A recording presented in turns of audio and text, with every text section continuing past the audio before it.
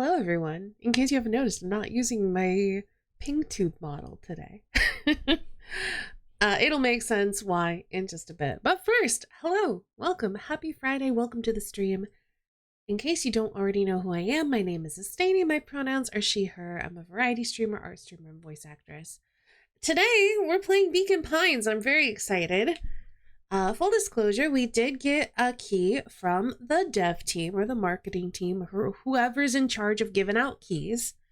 So let me put our little promo command in chat. Beacon Pines is a cute and creepy adventure set within a mysterious book. Sneak out late, make new friends, uncover hidden truths, and collect words that will change the course of fate. It was a really cool game when we checked out the demo during the Bay. And they reached out and were like, hey, so you liked our demo. Would you like to play the full game when it comes out? And yes, the answer is yes, I want to play this game. So I've got my cup of tea here. Actually, let me get a little bit closer because we are going to be voice acting this game. Because it's a storybook. So we got to make sure our characters have appropriate voices. So with that means we're probably going to be taking more frequent breaks because I'm probably going to have to make more tea, get more water, that sort of thing. We also might not be streaming as late as we normally do because, again, it's going to be a lot of reading and voice acting, and I want to be gentle to my voice, especially as the weather starts getting cool. Because with that, like, as with temperature changes, like, sometimes you get sick, so... Yeah, I'm really excited. So let's play some Beacon Pines. But yeah, I'm pretty sure with like some of the, like the way that the dialogue is structured, having either of my avatars up would be covering the art in the game, and I don't want to do that. So we're just gonna go pingless today.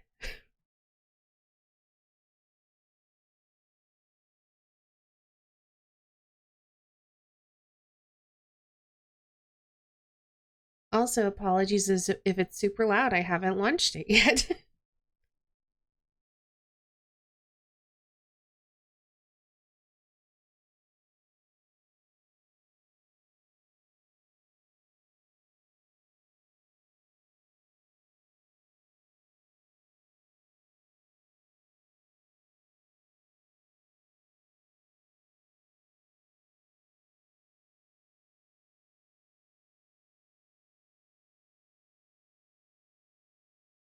Lower system volume. Hopefully it won't be super loud, but you never know. Hey, Matt, welcome on in. Yeah, we're just starting Beacon Pines today. The marketing team was kind enough to give us a key to the game. We played the demo during the big adventure event, and we all kind of fell in love with it. So I'm very excited to be checking that out today. And by checking it out, I mean we're going to play the full game. It might just take us a few streams to get through it. But yeah, I'm very excited.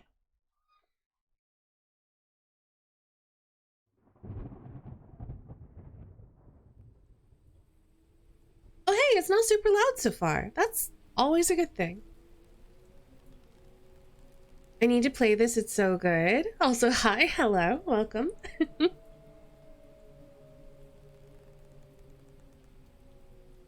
Oh, my interacting. I am interacting. Dear reader. Oh, it's voiced? Wait, hold on. Allow me to introduce you to my book. The voice acting needs to be a bit louder, I feel like. Though it might at first appear like many books you've come across, it is far from ordinary. You may, therefore, have some misunderstandings about its nature. The story that awaits you has not been fully told. In fact, its conclusion is not yet known, even to myself. It is in that way that my book is special. It is in that way that you are special. Without you, there is no story. Chapter 1. Normal isn't what it used to be. This is a story about change. Nestled in a shallow valley is the town of Beacon Pines. Thank you for using the pronoun redeem, Matt. If you feel comfy, feel free to put your pronouns in chat. You can also type !pronouns to get a link to an extension. It works either in Chrome or Firefox that will display your pronouns not only by your username here in Twitch, but also on the on-screen chat, which is really nice. Though that is currently broken, but normally it will. My pronouns are she, her. Sound could be a little louder. Yeah, I noticed that. I also want to bump up the VO volume. But yeah, I'm waiting for it to finish doing its little intro spiel, and then hopefully we can get into the settings and bump everything up a little bit. All right, HD uses he, him. Matt uses he, they. Thank you for sharing your pronouns. Far from the town square, across the river, past the neglected welcome sign, a young boy walks alone at dawn. Hey, look, it's us. Horn, and like you, dear reader, he's here for a reason. Because, like, that part I feel like is loud enough. The music I think is fine. I think it's mostly just the voice acting that needs to go.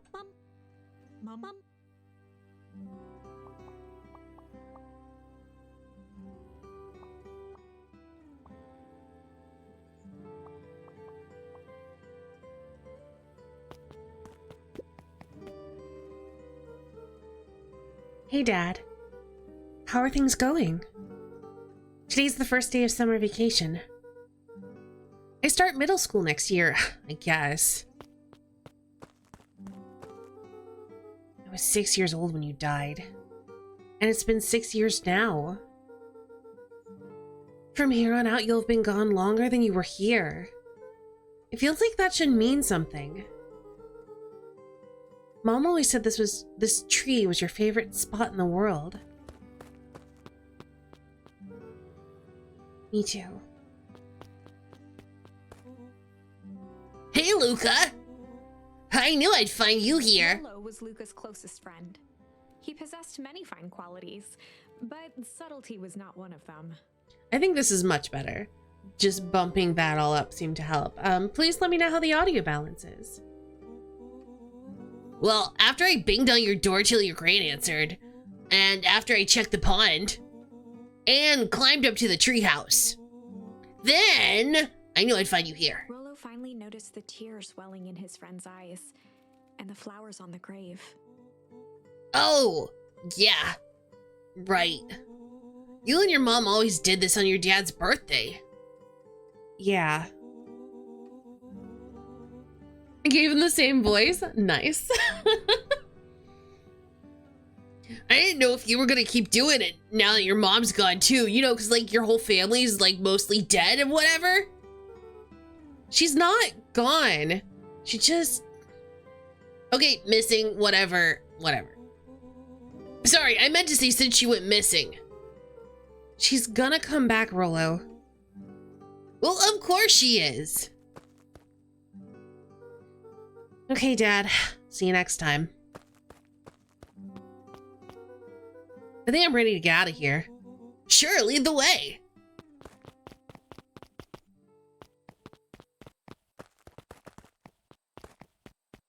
Gotta get all... Tickle!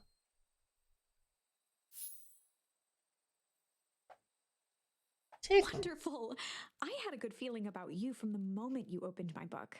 That charm is a very special thing. Very special indeed. Keep hold of it for now. Its purpose will reveal itself soon enough.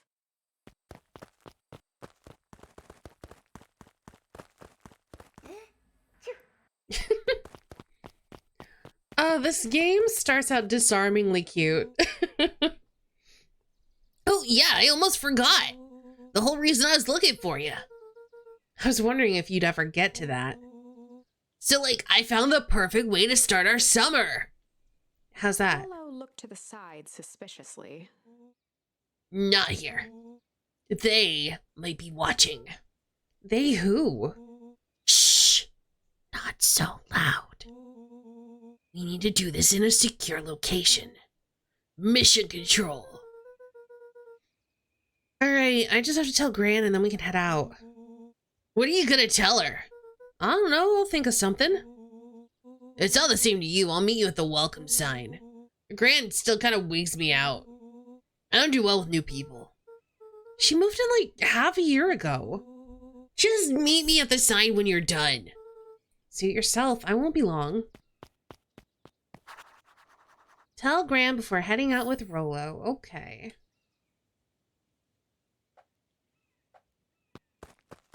Just looking around real quick. Oh.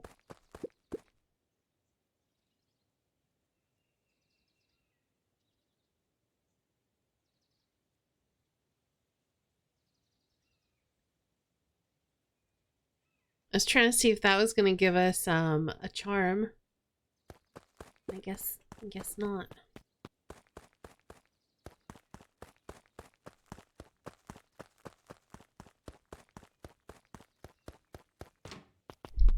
Dear reader, forgive me for this interlude. Remember that charm you found in the dandelion patch? Yes. There are more of those special charms to discover throughout Beacon Pines. They've been known to reveal themselves to those who are willing. Yeah, you gotta look from everywhere. Some of them can be found in this very house.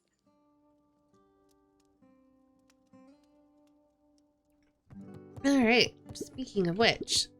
Since Gran had moved in, the house was more peaceful, more orderly, and more covered in flowery fabric. I can already tell that our BFF's voice is going to destroy mine. One of his father's old stethoscopes. Luca had spent countless hours listening to anything and everything with it. Not for years, though.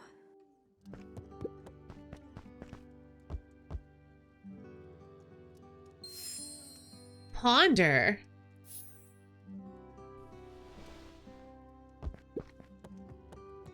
Gran had already lit the fire.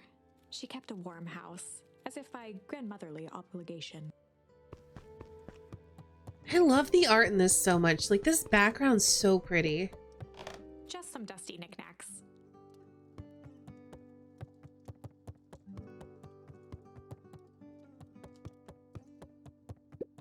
Luca paused at his parents' bedroom door.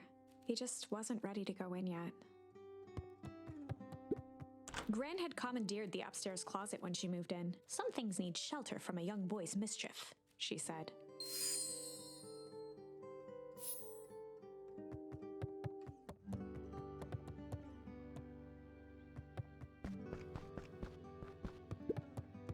Luca tossed on his favorite old sweater. Even though it was the first day of summer, a chill still hung in the air.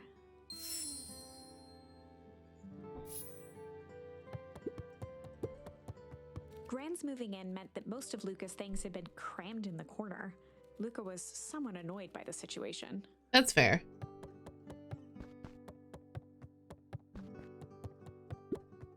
Gran's bed was undisturbed. Luca didn't mind that she had a habit of falling asleep in front of the fireplace. It meant that he could read late into the night.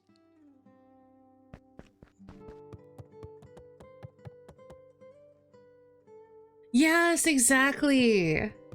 Like, games don't need to be photorealistic to have beautiful art and like beautiful art direction. Oh, what's another? There's another one that's like that. Where it's like a 3D game, but it's like very stylish, but like it's like very simple. Oh gosh, what is it? I don't think I'm thinking of The Witness, but The Witness is kind of like along those lines. Firewatch. Firewatch is a gorgeous game, and it has a very like simple design. It's like it doesn't have to have like a whole bunch of like complex textures or that sort of thing. Yeah, it's very good. Also, another one that looks really great, but I feel like has been a little bit abandoned, is a game called Among Trees. It's really pretty.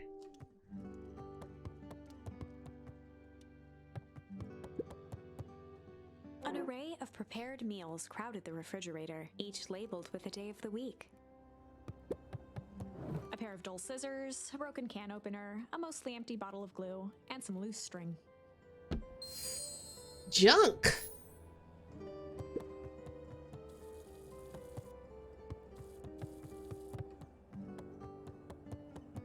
Ooh, that's a good place to hide, maybe.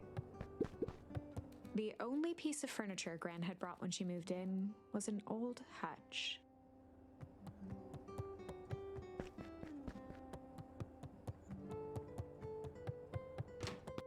Oh my, this is quite exciting. I am now certain that you are the one I've been waiting for all these years. You'll recall I was a bit coy regarding the use of charms earlier. Excuse me, I tend to have a flair for the dramatic. You are about to encounter your first turning point. There are certain times in this tale when everything hinges on a single word. Step forth, dear reader.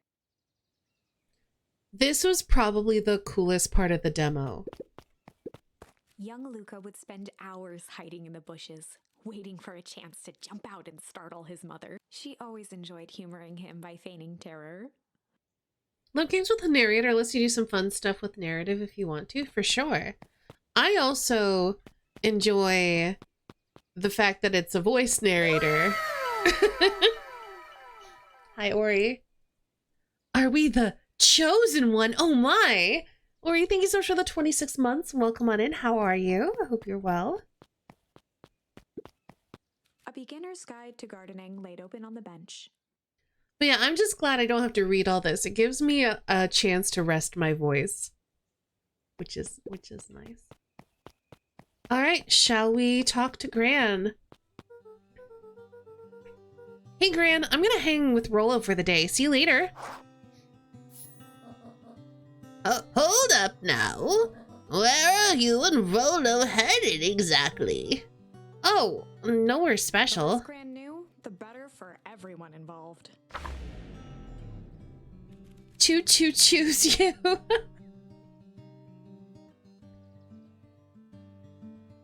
We were just going to ponder for the day, hide for the day, or chill for the day. Let's go with chill. We were just gonna go chill for the day. We were just gonna go chill for the day. The best lies are built on truth. You boys are always in a hurry to do nothing. We stick to what we're good at. Well, make sure you're done chilling in time for supper. Easy. Impressive. You've managed to navigate your first turning point without too much of a mess. That is the power of charms. A single word can change everything. I think it's time to introduce you to the Chronicle. Finished watching some anime called Ghost Hunt after finishing all of an anime called Serial Experiments. Lane? Huh. Okay. I don't know anything about either of those, but I hope you enjoyed it. Wanted to go to bed early tonight, but there's a party upstairs. Oh no. Well, hopefully this storybook experience can help distract from the party and maybe lull you to sleep.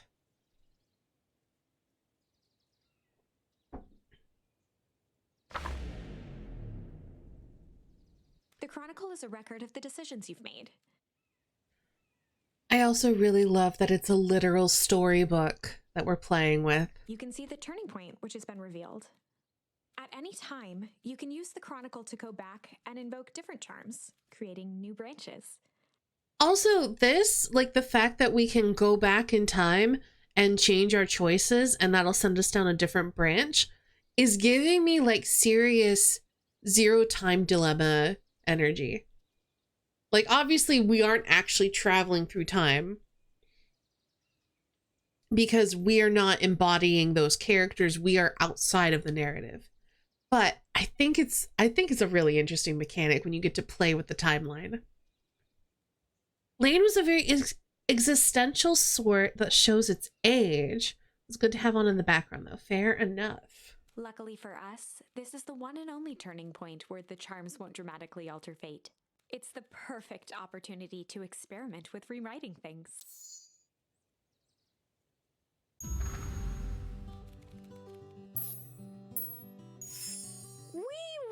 just gonna go hide for the day. We were just gonna go hide for the day. Hide? Traditionally, when one is trying to hide something, they avoid literally using the word hide. Yeah, I guess Rolo bet some other kids that we could beat them at hide and seek. Aren't you a little old for that? Well, it's not like there's much else to do around here. Well, make sure you boys are done playing your little game in time for supper. All's well that ends well.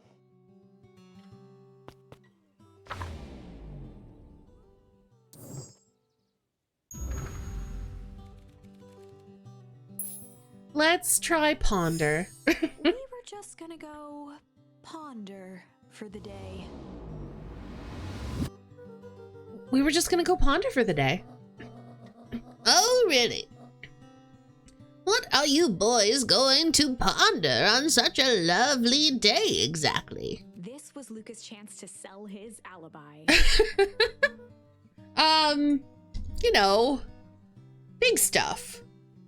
Small stuff, medium, Mostly medium pondering. Nailed it. well, make sure you don't overburden yourself with a preponderance of pondering. Huh? Oh, forget it. Off with you now. We're gonna leave it at that one. Just to hang out and have a good ponder, heck yeah. I love time stuff. Time travel is a tricky topic to do well in a story, but this seems to do it well. Yeah, well, it's not really time travel. It's just messing with the timeline, like rewriting the story. We're more of like a co-author, if that makes sense. Whereas time travel stuff where you're involved in it and literally changing the timeline, I do enjoy that kind of stuff too, though. A sturdy old wheelbarrow. I remember years ago, we were all watching Derek play through the Zero Escape series, and those have some like ridiculous time shenanigans, and I love it. Oh gosh, they're like super complicated games, and I love them.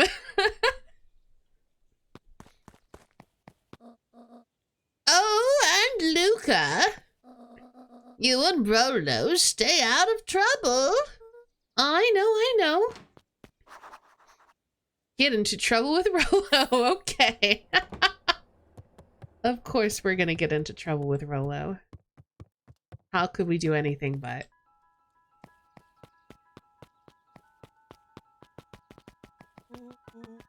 Come on, come on. Whoa! Dang it, Rolo.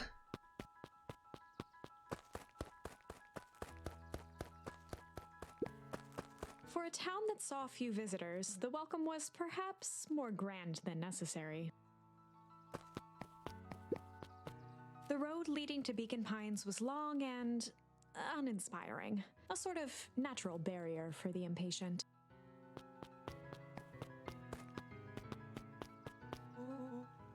You know the drill.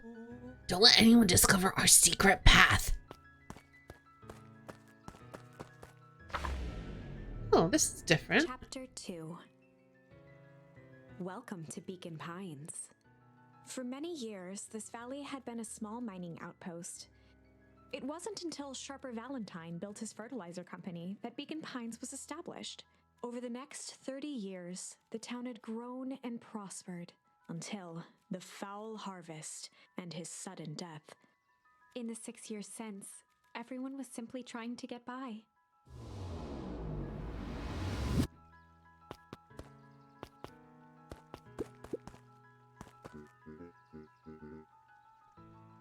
Sorry, young Mr. Van Horn, can't talk now.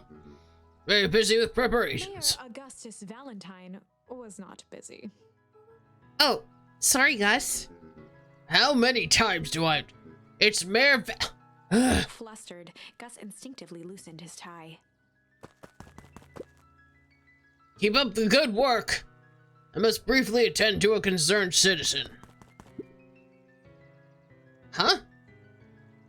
It's nothing. Keep at it. Alright, what can the Mayor of Beacon Pies do for you today? Oh. I just saying hi, I guess. Well, good day to you too, young Mr. Van Horn. Hey, Mr. Kerr. Hey there, William pal. Kerr was the CEO of Perennial Harvest Company. He had become a fixture around town over the past few years. After the failing of Valentine fertilizer, Yeah, he really does. the town was hungry to welcome a new source of employment. Excited for the big festival. Oh, sure. Come on now, when I was your age, there was nothing more exciting than a town festival. The food, the music, the dancing. Sounds pretty alright. You're gosh dang right it is. I'm looking forward to letting off some steam myself. Make sure to invite all your little friends. I mean, I couldn't keep Rolo away if I tried. Excellent. Sorry, Luca, I've got to get back to the proverbial grindstone. Our harvest awaits and all that. Oh, now, the left side's a little low.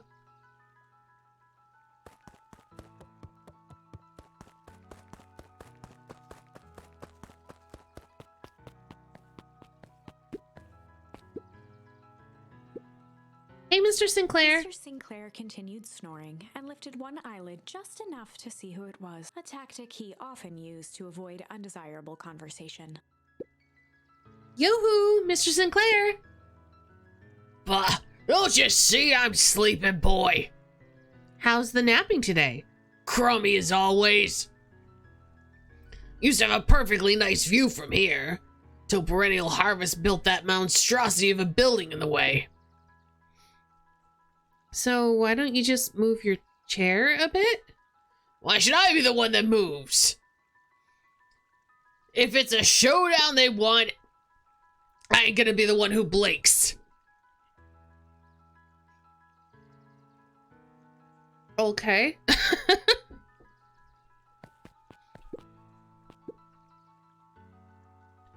Come on, Andy, grab his wallet. I'm sorry, Icky, I can't. Do it or we pound ya. Yup. Yeah, but my mom said. Yeah, but. If I had a nickel for every I'd be the freaking king of nickels. Ain't that right, Tish? Yep. Hey, these kids are terrible.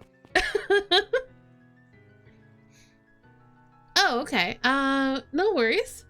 I want to see a time travel / manipulation story that acknowledges space as well.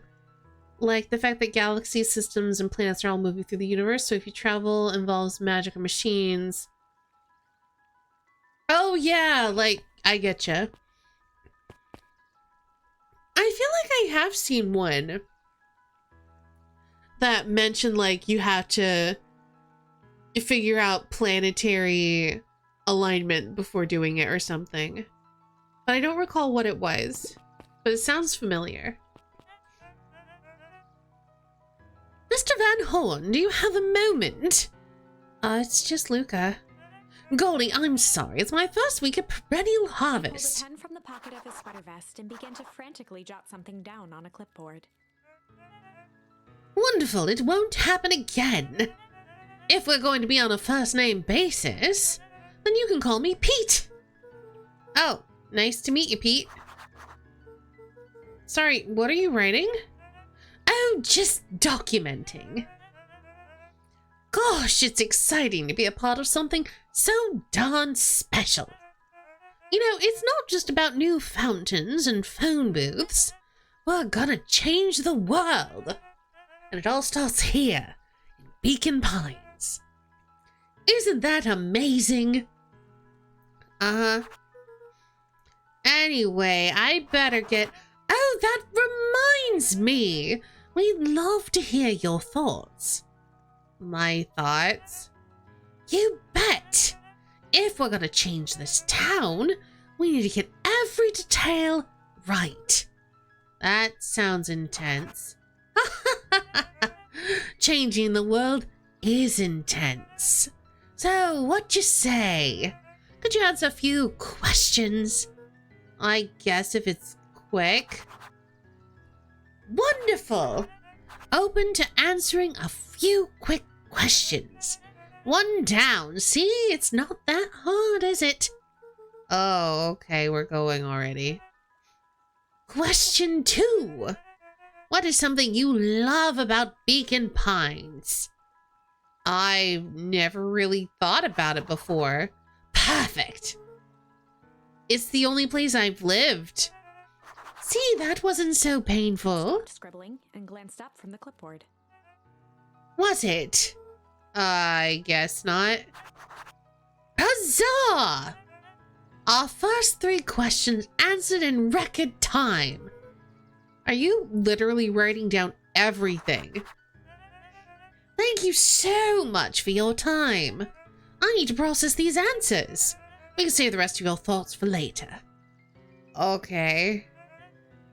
A harvest awaits! Alright. Do love a good huzzah.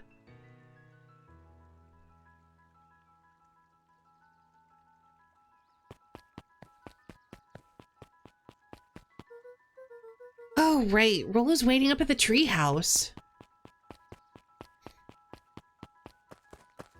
Alright, just making sure I've explored everything.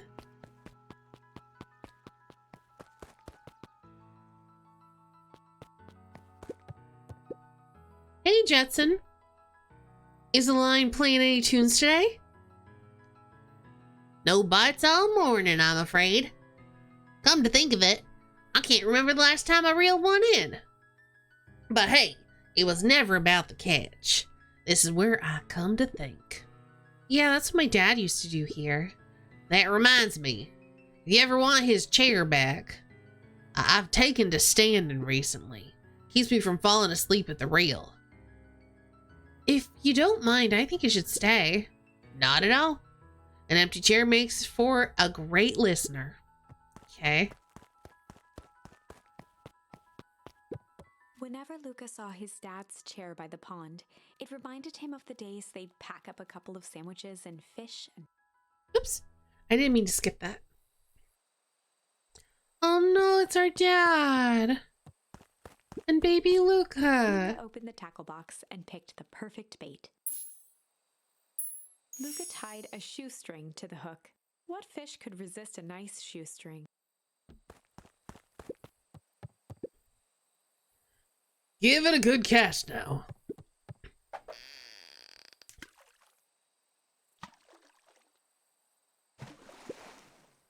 You'll have to reel it in a bit faster, or you'll lose, or your catch will lose interest. Luca gently baited a feather onto the hook, good for skimming the surface.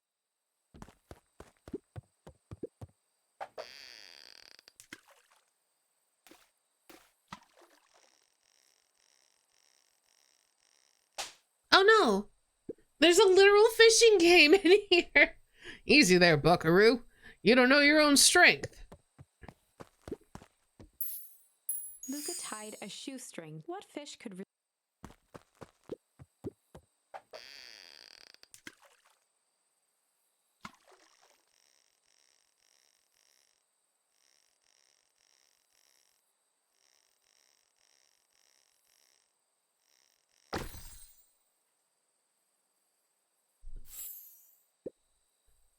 Where do you think the other one is?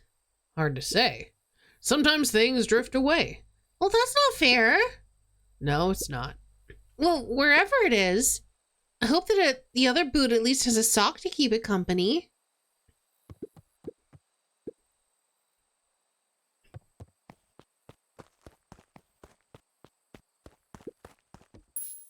Luca gently baited, good for skimming the...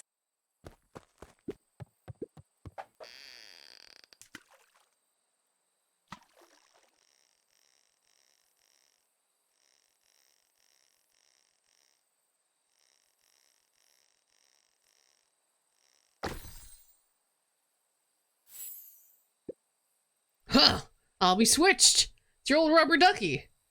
You were just a little drooling ball of fur when you lost that. Cried for days. I told you it'd turn up. Okay, we're gonna keep fishing, I guess. Luca tied More junk. Let's go.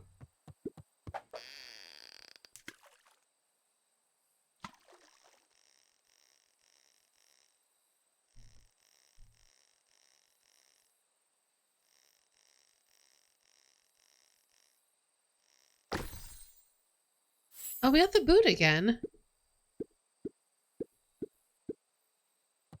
I gotta be missing some bait.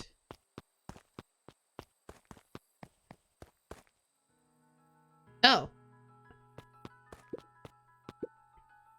Oh, I bet I get to do that memory again once I've found different bait I can use. Mission control. Authorized personnel only.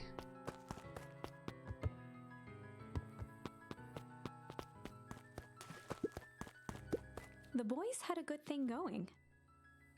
As long as they kept old Jeff happy, they had an endless source of precious materials to add to the treehouse.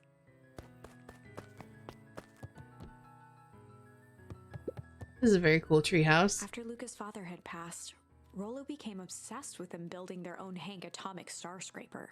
It was some time before Luca realized it was Rollo's way of keeping him occupied.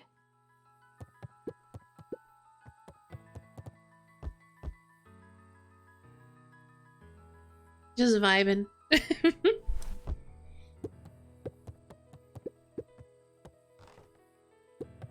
On certain nights, when the clouds were just right, the boys could tune into strange patterns of static. Rollo thinks it's aliens. He always thinks it's aliens. Luca's winter coat decommissioned for the summer. With the cold holding out longer than usual, he reconsidered its usefulness.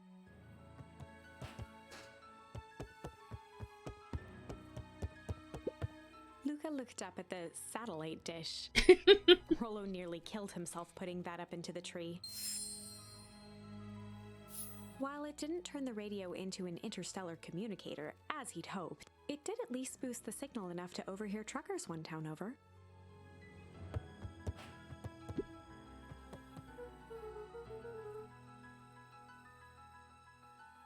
Yeah, we're doing Beacon Pines. Hey, FGC.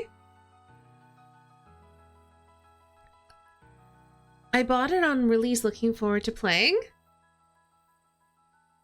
Yeah, we played the demo during the Big Adventure event, and everyone seemed to really like it. So when the devs emailed me and were like, hey, we saw you liked your demo. You want to stream it? Easiest yes. Easy yes. So, full disclosure, that we were provided this key. It was given to us for free. I'm going to put our promo command in the chat. If you haven't already bought Beacon Pines, consider checking it out on Steam. You can buy or wishlist the game by clicking on that link in chat. Yeah, I was kind of surprised. But I guess they looked for a lot of content creators who were covering it during the Bay and reached out to a bunch of them, I guess. I would assume. Yes, obviously you have to avoid spoilers. So yeah, go have a good rest of your day, FGC. And maybe we'll see you in the VOD later, after you've played it. The best free keys are for games you want to play anyway. It's true. Okay. What's this top secret plan to start our summer? So, you know the abandoned warehouse by my place? The old Valentine building. Yeah, well, it totally isn't abandoned. What makes you think that? Get this. Last night, it was glowing. Glowing? Are you sure? Kinda. But that place has been empty since the fowl harvest. Yeah. Who would even want to poke around that place? We would, Rollo. We would. Wait.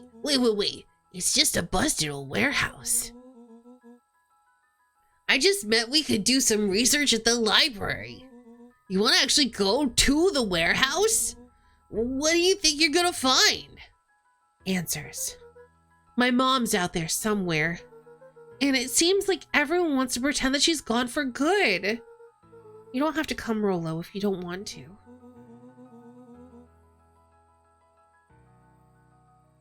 Luca, remember the time that I sort of accidentally burnt down the chicken coop?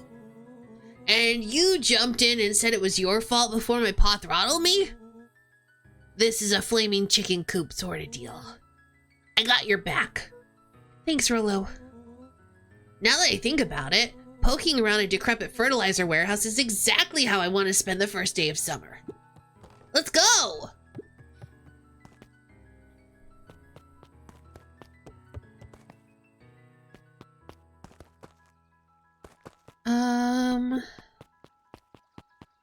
Oh, I can do a little lean.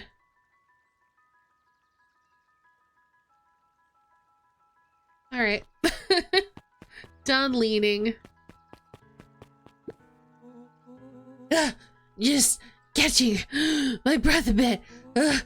Go on, I'll catch up. I know, every scene's a painting. Which is like totally intended. It's like every scene is a painting out of a storybook, and I love it.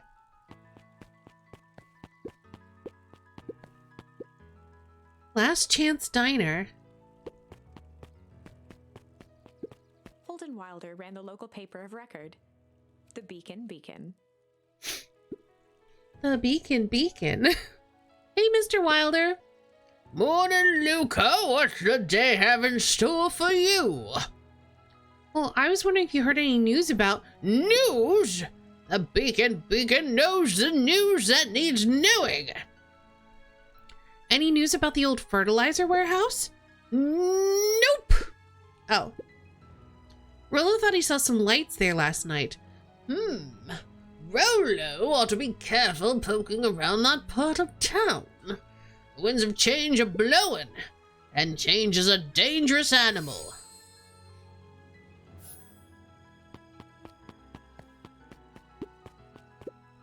Hey, Mrs. Nelson. Morning, Luca. Any big plans for the summer? Not really. Heard anything about the old fertilizer warehouse? Any strange happenings? Can't say I have.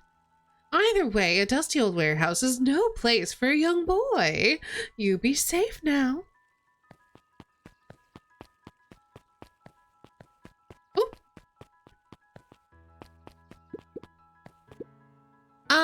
Piper. Oh, hey, Luca, what's up? You know it's summer break, right? Of course. And it's like the morning. Correct. And you're studying. Like they say, the early bird gets the proper education required for a successful, fulfilling career later in life. Uh-huh. Here's Ariel. Hi, Luca.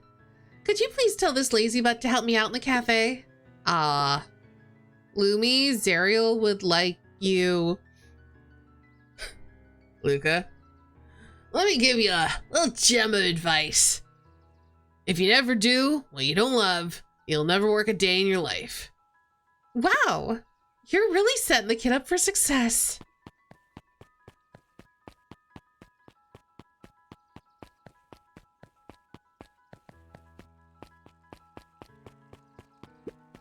Miss Hatch could often be found near the fountain, too absorbed in a book to be distracted. The two wandered down the wooded path, unaware of the danger ahead. Oh, this is getting good.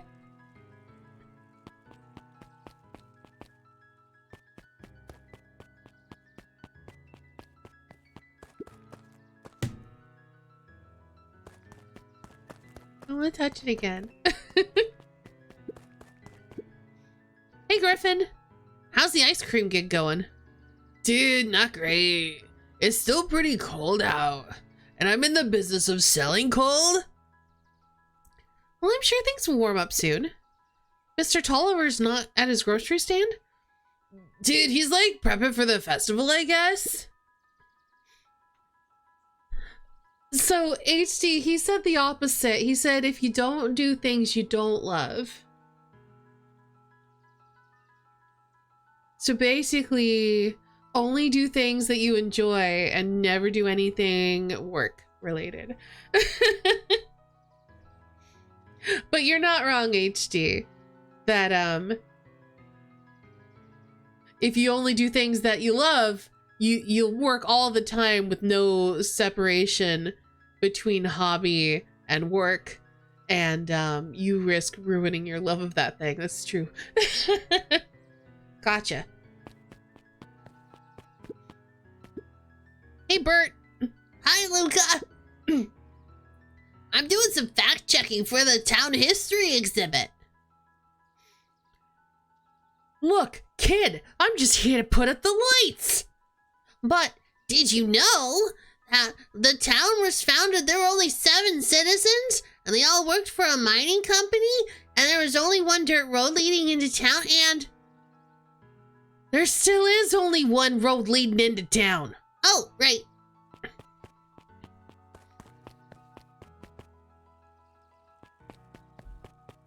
All right, let's deal with them. Luca, was the fella I was looking for. Hey Roxy, what's up? Right. Rendezvous with Roxy. This is an important turning point. The first time where your charms will change the course of fate. And currently, we only have one suitable charm at our disposal. Have no fear, we can always return later using the Chronicle once we find more charms. Well, now I'm just rambling. Where were we? Have you seen my blockhead brother today? He skipped out before breakfast. Well, not really, no. Can't say I have. Can't say or won't say. Roxy, would I lie to you? Luca, wait up! I almost forgot to tell you. Roxy might be lurking around here. This is one of her favorite places to stand around and be useless. Rollo? So we need to make sure she doesn't spot us. Rollo. Why are you doing that with that turny thing with your body? Well, you're not scared, are you? She's harmless. And a chump. And she's right around that corner, isn't she? Get into trouble with Rollo, complete. Don't mind me, just over here lurking uselessly. Oh, hey, sis. Nice weather we're having, huh? Couldn't help but notice you snuck out this morning before breakfast. Oh, well, wasn't hungry. Thanks to Lost for my gift sub. Hey, April, happy 51 months. Thank you so much. How you doing? I hope you're doing well today. Also, couldn't help but notice your morning chores were left unchored. Roxy, I'm gonna level with you. I'm sick and tired of digging up carrots. We all gotta pick up the slack since the foul harvest. Okay, but like almost every carrot I dig up is rotten. And the rest look like they were hit with Hank's atomic shrink array. All the more reason to keep on digging. Well, there's gotta be more to life than puny carrots. Look, Roxy, Luke and I have places to be, so if you don't mind. Oh, I do mind. I'm not gonna catch hell again because of you. So you either march yourself home and harvest those carrots, or I haul you home myself. Rollo froze as Roxy took a step toward him, cracking her knuckles. This game is cute and also creepy, so keep that in mind as we play. It kind of lulls you into a little bit of a false sense of security. And we played the demo and we stopped basically right around when it started getting kind of spoopy, which is gonna be coming up soonish. Luca knew he had one chance to save his friend from being dragged home. It's not gonna work. In the past, he found the best way to deal with an enraged Roxy was to be a little chill, which is not gonna work. In the past, he found the best way to deal with an enraged Roxy was to be a little chill. Oh, come on, Roxy. It's the first day of summer. The sun's shining. We just want to take it easy. Let's leave tomorrow's problems for tomorrow. That's great and all, but Rolo's problems have a way of becoming my problems. Oops, I hit my Windows key. And as Pa always says, tomorrow's work is best left for yesterday. March, you big oaf. Ah, rats. I expect a full report about the Valentine place. A full report!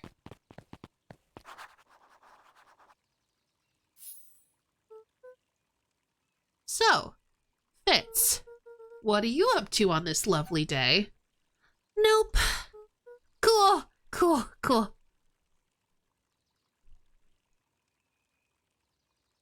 Yeah, I don't remember how much longer it is until we get to Spoops. But I think they're pretty soon.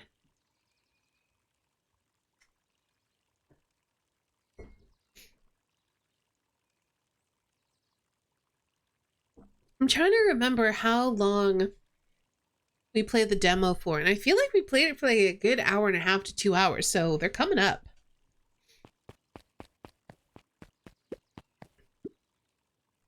Sharper Valentine, founder of Beacon Pines. Never underestimate what a great man can do given time. A bit much, if you ask me. Indulgent.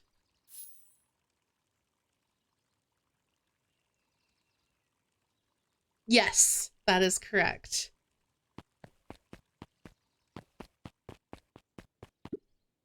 Hey, Solomon. Apologies, no time for chit-chat. I'm gonna forget people's voices, just be aware.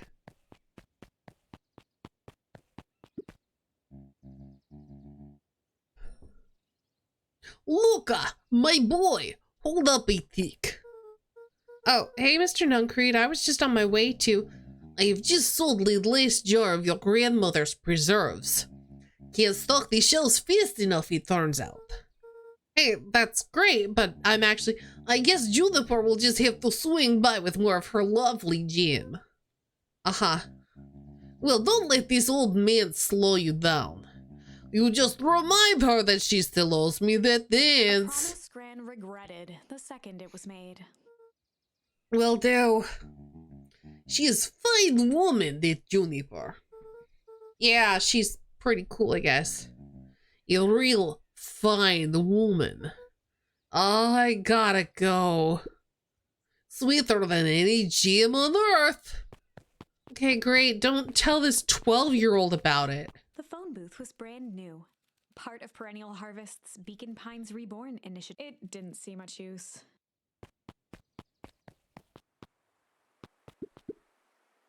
Oh, hey, Luca. Hey, Joey. How's that bug hunt going? Not great. Bugs have been shy this week. Bugs get shy? Oh, sure. Bugs are not different from people. Sometimes they just want to be left alone. If you're going into Weepwood, just be careful where you step. No bug crunching. Got it. Whoops.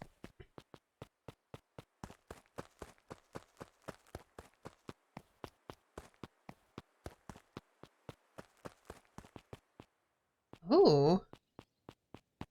What's this The place? Valentine Mansion loomed over every other building in town, both figuratively and literally.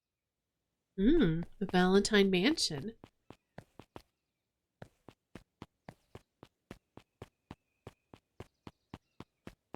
Interesting. After the foul harvest destroyed their wealth and reputation, the Valentines shuttered off their estate from the rest of town. I'm also very curious what the foul harvest is and why that is linked to our dad's death.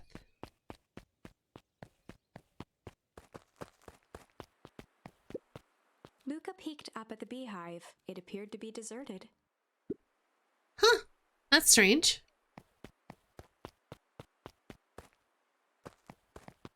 The path led into a small hollow at the edge of Weepwood. Okay, no turning back now. Caution, electrified fence. I have a theory, but I'm going to keep it to myself. Fair. Is that sign new? The fence thrummed with a gentle electric buzz. Okay, so what would Rollo do if he Luca was often here? asked himself what Rollo would do, so that he could rule out that option. I'm definitely not touching that thing.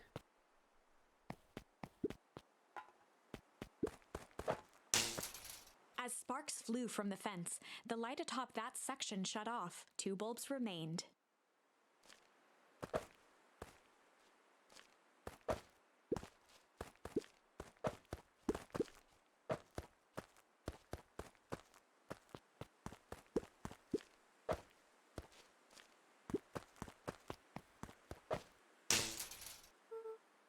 That's One more 2. to go.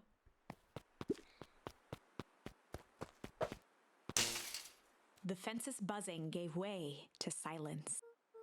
Okay. Moment of truth. Every kid in town knew the old Valentine Fertilizer building. This is where it starts to get spoopy. Just as a warning to y'all. Long abandoned, the warehouse once served as the industrial heart of Beacon Pines. Now, it stood only as a reminder of things left behind. The dormant building showed strange signs of life. Okay, so Rollo wasn't exaggerating for once.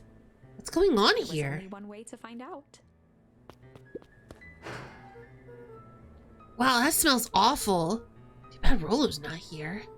He'd have no problem poking around in there.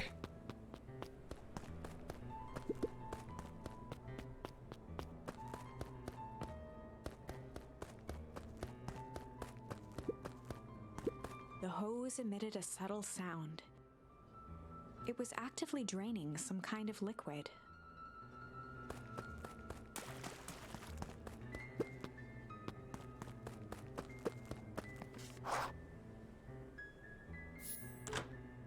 Luca Locked. thought he heard faint sounds coming from the other side of the door. He pressed his ear against the cold metal to hear better. A zipper?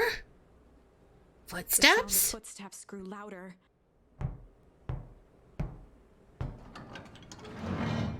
Hello? Shit. The heavy steel door knocked Luca to the ground. Disoriented, he looked up to see an imposing figure silhouetted in a green glow. It lunged toward him.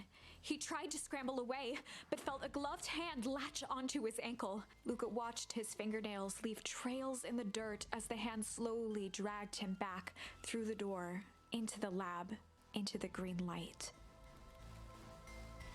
This is a story about change.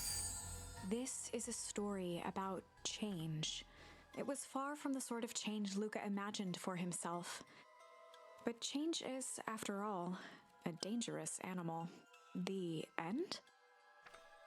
I probably should have warned you about this. There are many paths that our story can take. Most will end in tragedy. But don't let that discourage you. We will find the ending that this story deserves.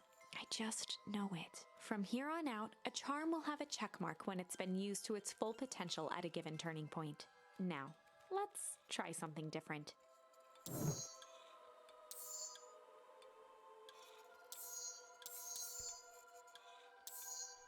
All right. This is like a choose your own adventure book, and I'm into that as well. In the past, he found the best way to deal with an enraged Roxy was to be a little shit.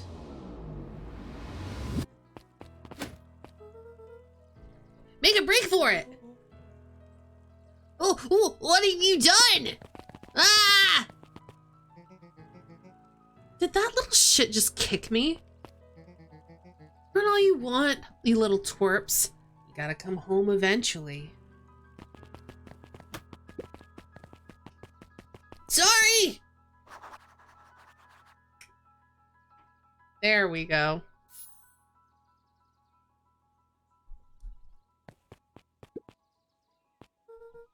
Sorry about that. Rolo can get overexcited sometimes. Solomon Valentine, current ward of and future successor to the Valentine fortune, huffed as he brushed off his pants. I've already forgotten his voice.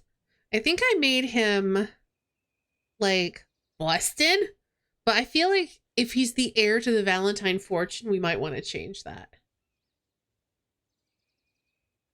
Oh gosh, I'm worried my life would be worse, because I'd probably be stuck on, well, there's a lot of my life that I would want to change, and it's probably best that I just leave it alone and not dwell on it. Anyway.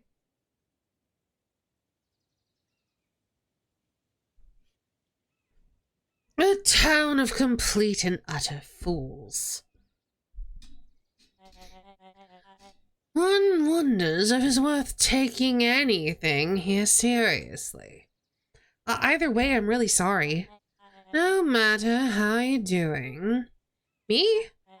Yes, with all that business with your mother and whatnot. Oh, I'm getting by. You save and load 1 though for lottery numbers? Okay, that's fair.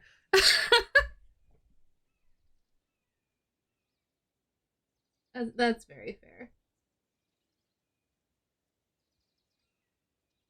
Alright, my foot's itchy, so I'm just scratching it real quick. It's really itchy. Still no word from her at all. No. That is truly a shame. No grandmother's taken residence to keep house? Yeah. And how's that going? We mostly stay out of each other's way. You make it sound like she's rarely at home. Well, it's not like that. She just has a lot to do. She's still settling in and trying to figure out how to make ends meet. Indeed. Well, count your blessings. Better to have a caretaker who's rarely around, in lieu of one who tries to compensate by smothering you with attention. Oh, that doesn't sound so bad. Trust me when I say it's best to rely on yourself. Family has a way of creating more problems than they solve.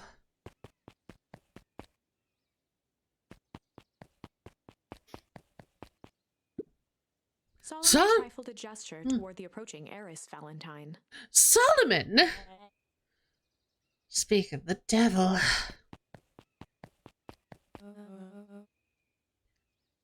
Do not wander off like that. I'm much too busy to be looking all over for you. Apologies, heiress. I was just taking a stroll through town. Strolls are for commoners. You are Valentine now. I want you to be present for the construction of the History Museum. The future of this town relies on its ability to remember our family's great past. Of course. Well then.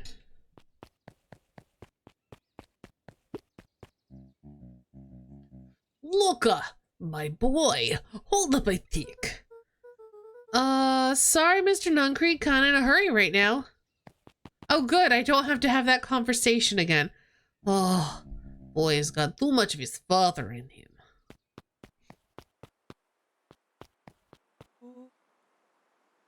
I win! Will help. I am the champion. We were racing. Did that roll get longer? Like anything ever changes around here. It seemed longer. You're just lightheaded from the run. You really need to pace yourself better next time. Not sure why I'd take advice from second place. Has that sign always been there? Wait, what? Hey, Rave.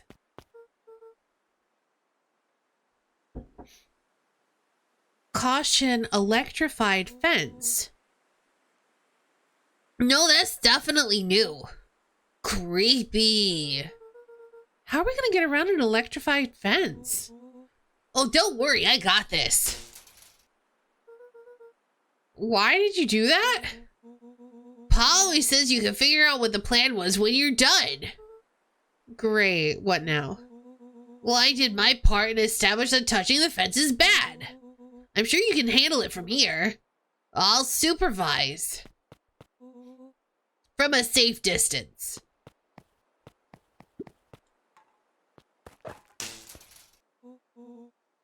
Whoa, you're a genius.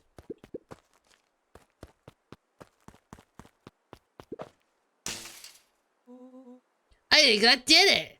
Luca, you never fail to impress. As the glowing windows of the old warehouse came into view, Rollo began to bounce excitedly. Check it out. Dang, Rollo, you weren't exaggerating for once. Was there ever any doubt? It definitely needs investigating. Good thing 2Ace detectives are on the case. All right, we are almost to the point where we stopped with the demo, so that's exciting. This is bizarre. This is awesome. Rumble. Did you feel that? What, the excitement in the air? Bet your butt I did. Check out this puddle. That's not normal. And this hose.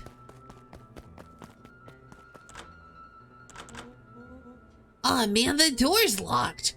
Try harder. No dice, it won't budge. Oh well. This dumpster's new, right? I bet it's got stuff in it. I can't really see what's in here. Who did all this? My nose is itching. I think I smell some treasure. Are you sure that isn't the hazardous waste? Just help me get in. Rollo, it would be my honor to throw you in the trash. Come on, Lady Luck.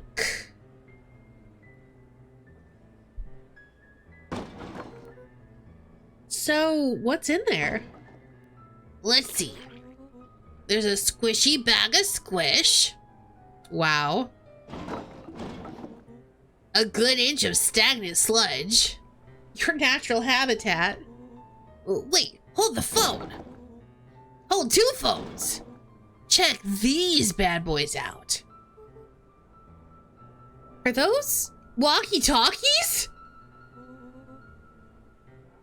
Just like Hank Atomic communicators. Do these actually work? Ground command to Hank Atomic. Hank, do you read me? This is Hank Atomic Ground Command. You're coming in 5x5. How are your vital readouts, Hank? It's getting a little stuffy in here. Requesting assistance for evac. Help is on the way. Or not.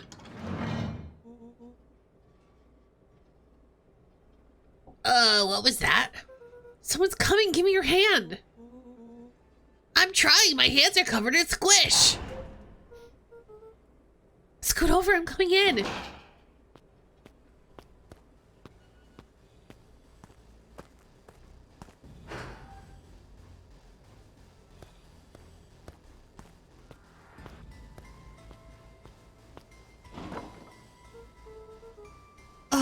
Tell me you saw that?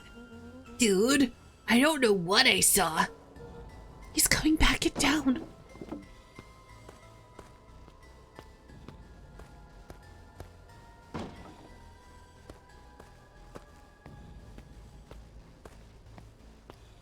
The boy sat petrified under the weight of the bag.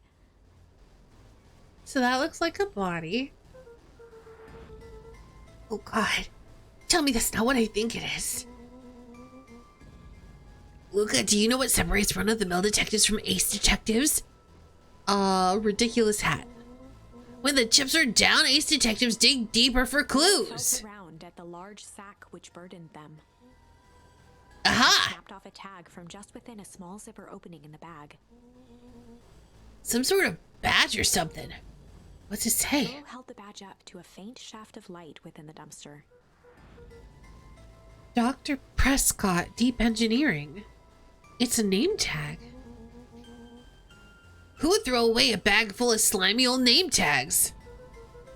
I think that's just one name tag in a bag full of something else. Oh, okay. I think we should make a break for it. Stay calm. This is no time to panic. I'm not panicking! You're panicking! Rollo, calm down. You don't have to squeeze my hand so hard. Dude, I am like not holding your hand. Quit messing around. What other slime-covered hand would be in here?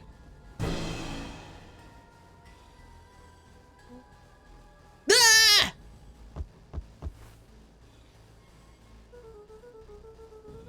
I'm beginning to see the benefit of the run for your lives plan. Right, we've clearly established that I'm faster than you, so I'll go first. Well, why not go together? Flaming chicken coop, Luca. Make sure the coast is clear. After I go, count to 100. If you hear me yell, run. If you don't hear me yell, run. Actually, either way, haul ass. Rollo, I'll give you credit. You sure found an eventful way to start our summer. It's what I do. Well, here goes nothing.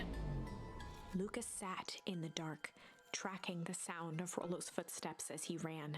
1, 2, 3. He pressed his ear to the dumpster wall, straining to hear Rollo's footsteps as they faded away. 15, 16, 17. He tried not to think about the contents of the dumpster as he counted. 35, 36, 37. The thick stench made it hard to breathe. Screw it, that's long enough. Luca carefully lifted the lid and peered out. Hey, silent assassin. Nothing. No sign of Rollo. No sign of the man in the yellow suit. Time to haul ass. Luca clambered from the dumpster, stumbling to his knees. He was up like a shot and running, sprinting toward home as fast as he could. Beacon Pines flew by, blurred by the tears that welled up in his eyes. He wouldn't remember getting home at all that night. Throwing his front door open, storming up the stairs to his room and surrendering to sleep almost as abruptly as he hit his pillow. Chapter 3. Finding a Friend. The next morning, it was quieter than usual at the breakfast table. Only the sound of silverware and chewing interrupted the awkward silence.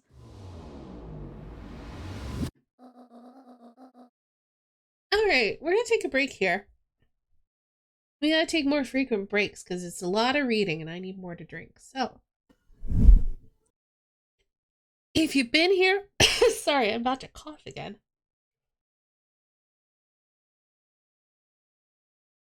Yes, I need to drink a lot of water.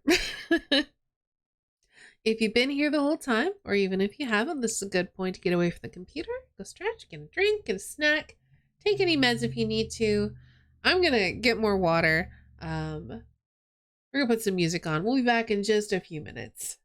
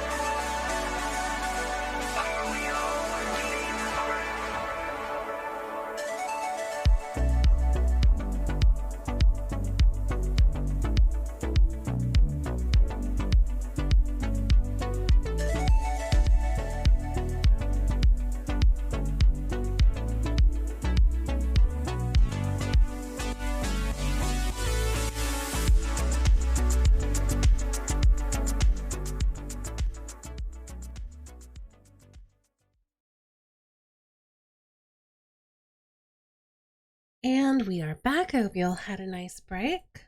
Let's get back to Beacon Pines.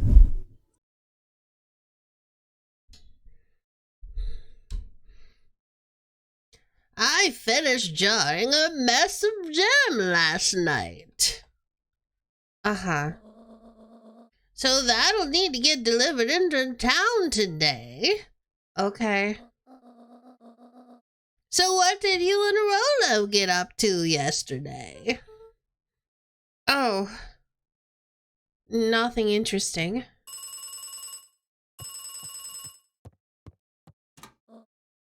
Hello?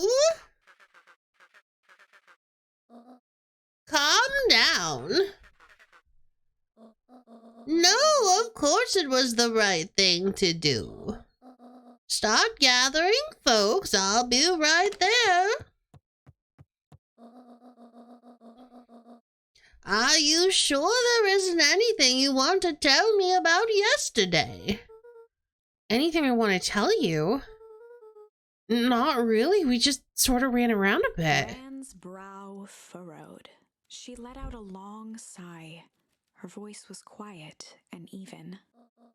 I have to go take care of something. You are to stay in this house for the day. Under no circumstances are you to leave. What? If I am not back by dinner, there's stew in the icebox. But nothing. You are to stay here. Understand? yeah, Say it. I'll stay here till you get back. Good. What is going on? Oh, and Luca, you left the icebox open yesterday. We're not made of money, you know. Well, that was strange. Time to leave it open. No, I won't.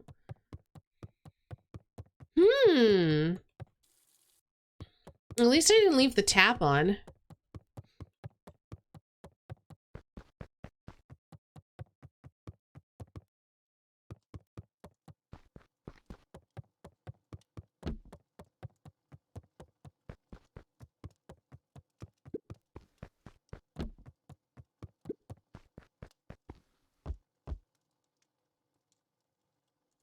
I guess we just wait. A faint electronic sound floated in the air. Is that coming from upstairs?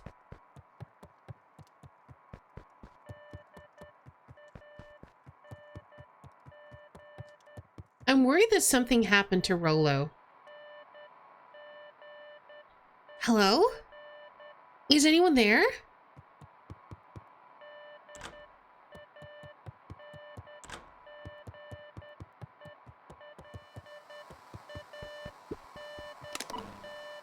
Hello? Rolo, is that you?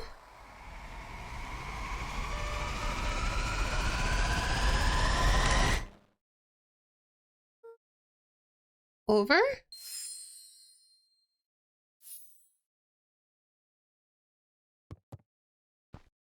Huh.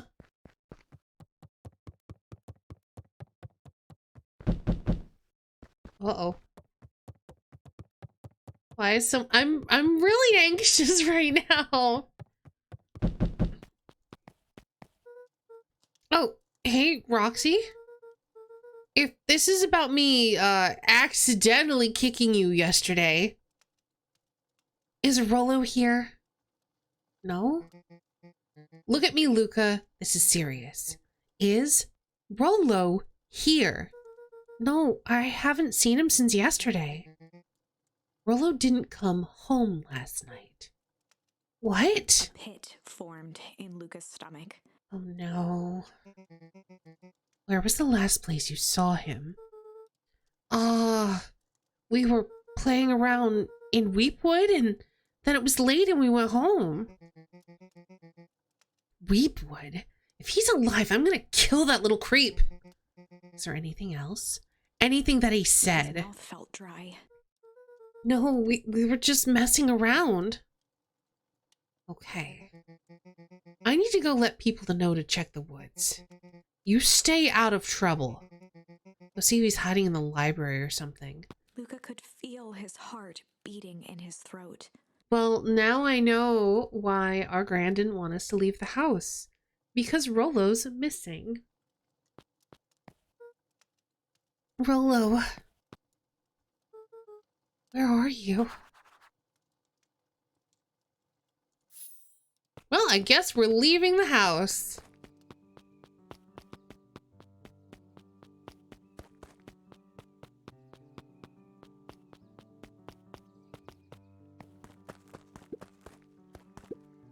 Hey, Bert. Have you seen Rollo? Nope. They've mostly been talking to clipboards. They're setting up a lot of stuff for the festival.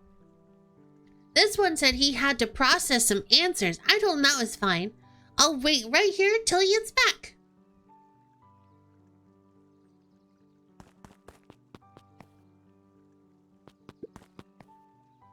We don't have time to lean. Rollo's missing.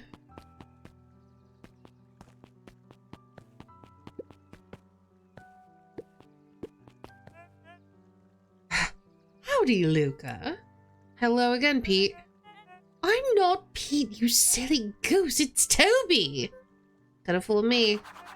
Well, hey, it's no problemo. The important thing is we'd love to hear your thoughts. Yeah, I'm getting that impression. We're all a part of something special, Luca. And it all starts right here in Beacon Pines. I got it. He looked up from the clipboard excitedly. That's right. So how about you start by telling me, look, no offense, but I got my own stuff to take care of. Oh, you joker. We're all a part of this together. You'll let us know when you're free to answer a few questions. Yeah, bye.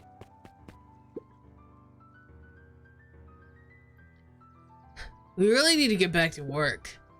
Just a couple more minutes. If Roxy said she'll be here, then she'll be here. I don't see why I'm standing around doing nothing, waiting for Roxy, when I could be standing around doing nothing and getting paid for it. Come on, Lumi. Roxy needs our help. Ugh, my parents wouldn't listen. Dude, no offense, but isn't Rollo like always getting into trouble? Something feels different this time. Well, what can we do to help? We need to check where the adults aren't. So I guess it's up to us to check Weepwood. Our shift doesn't end for like a couple hours. We could spend the time making posters. That would be great. I guess. Right. Fitz and I will check Weepwood. We'll be back later to pick up the posters. I think my dad has a map of Weepwood. Let's swing by my house and grab it before we head out.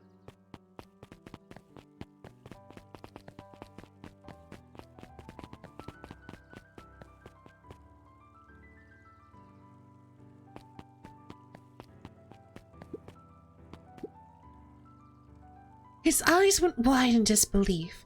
What do you mean, Vanish? That's impossible. Oh my. He doesn't even see the danger he's in. Where's the library supposed to be?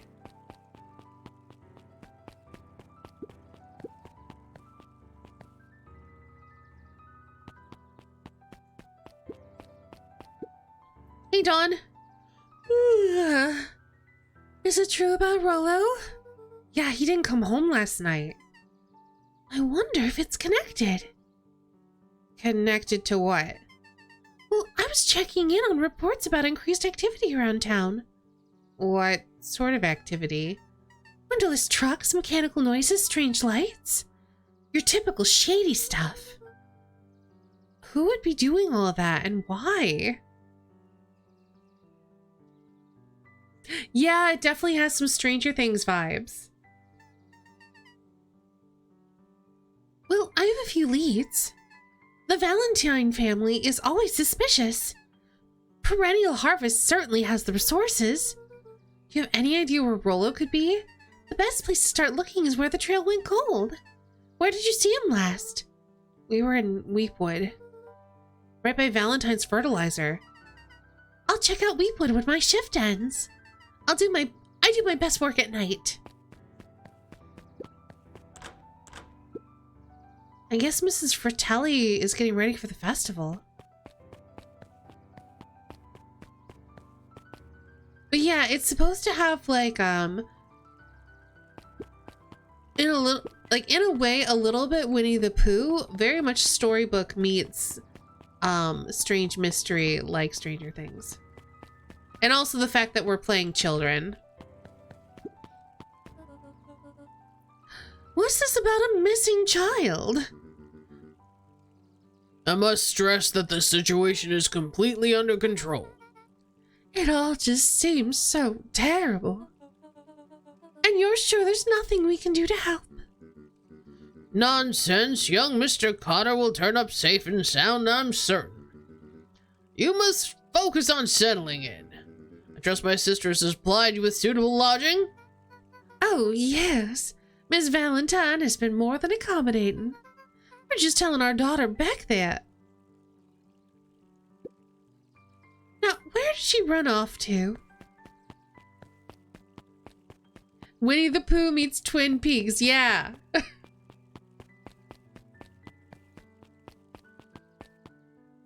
Oh, the library's here. Looks like a bookstore.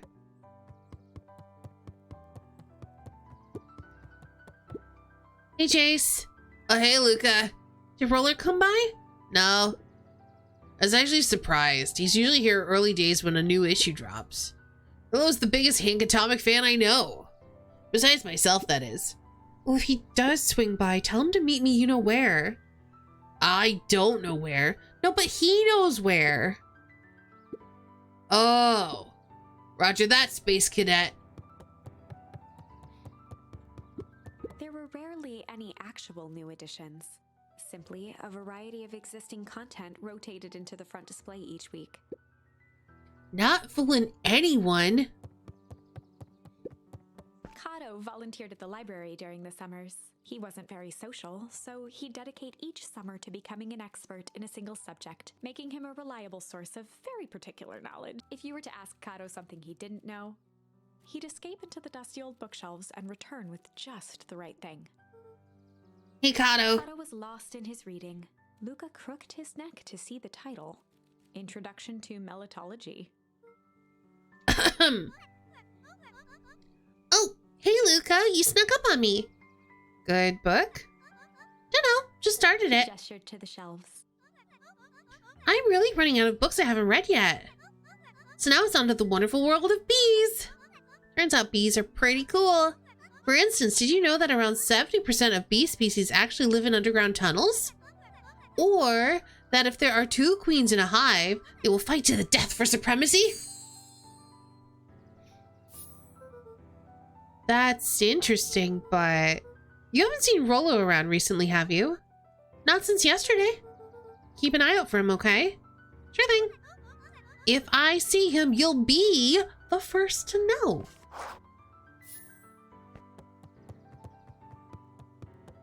Oh, got stuck on a chair.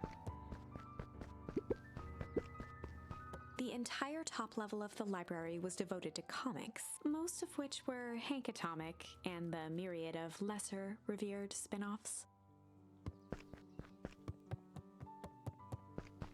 Okay, just making sure there's nothing up here. So now we gotta probably check Weepwood. Oh. What sort of monster puts candy behind a locked door? Oh yeah, Mr. Nuncream works weird hours sometimes. Of course he does. How about you? When do I work? No, what's your name? Luca Van Horn? You new here? Yep, not by choice. Family moved often, giving her little time to establish any real connection. She would tell you she prefers it that way. I'm looking for my friend Rollo. He didn't come home last night. So, he's missing? I guess so. Like, missing.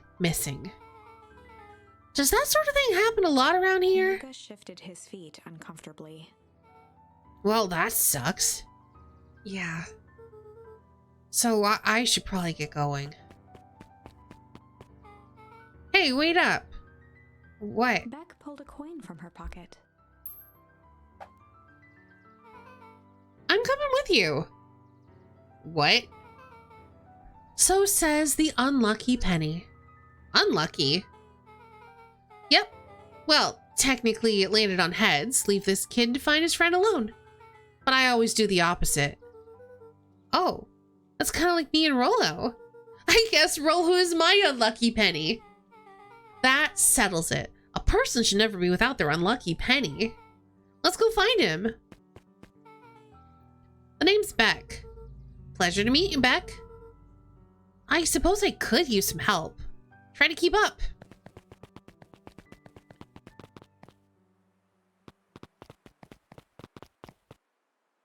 Oh. Dang, they boarded up the way in. Well, we'll just have to go the side path. Luca felt a chill as he approached Beck. Oh, we don't have content warnings for this. I don't know what they are. I probably should look some up. That's a fair point. Thanks, Rave.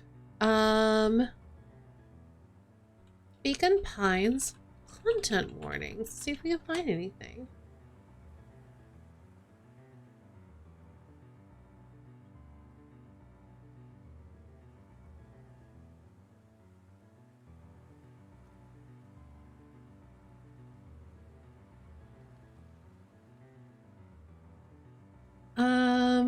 Why did that just take me to Twitter? It's not what I was expecting.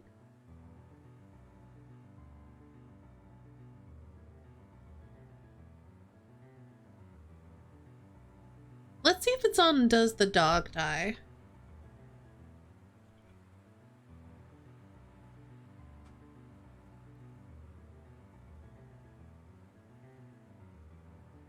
Okay, let's see.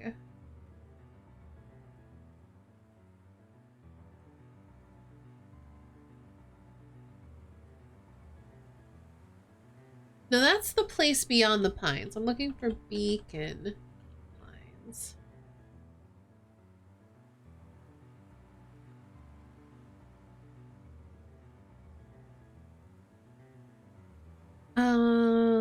Let's see.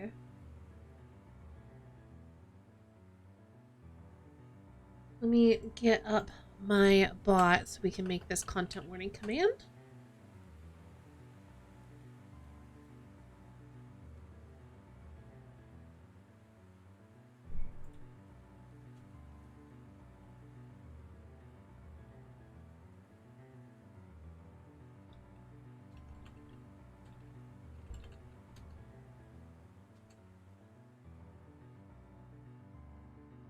Okay, so we have possible death, drug use,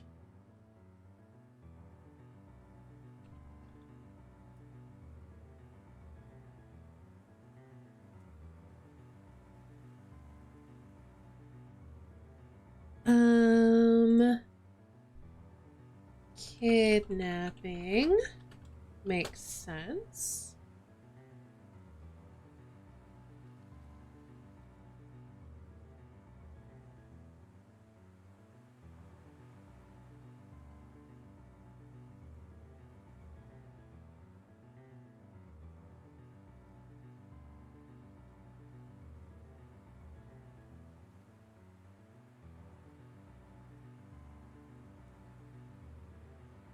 That's pretty much it.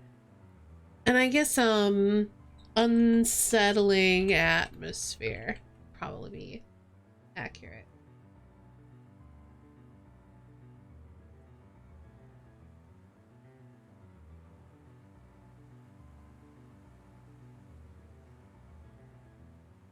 Yeah, if you have some content warnings for Beacon Pines, that would be helpful for me.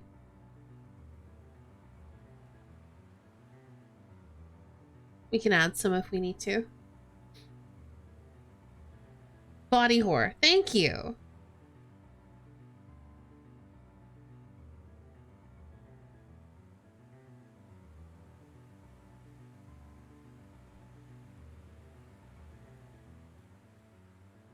Unsettling atmosphere subjective. Yeah, I wasn't really sure how else to frame it because it's like it's a creepy game.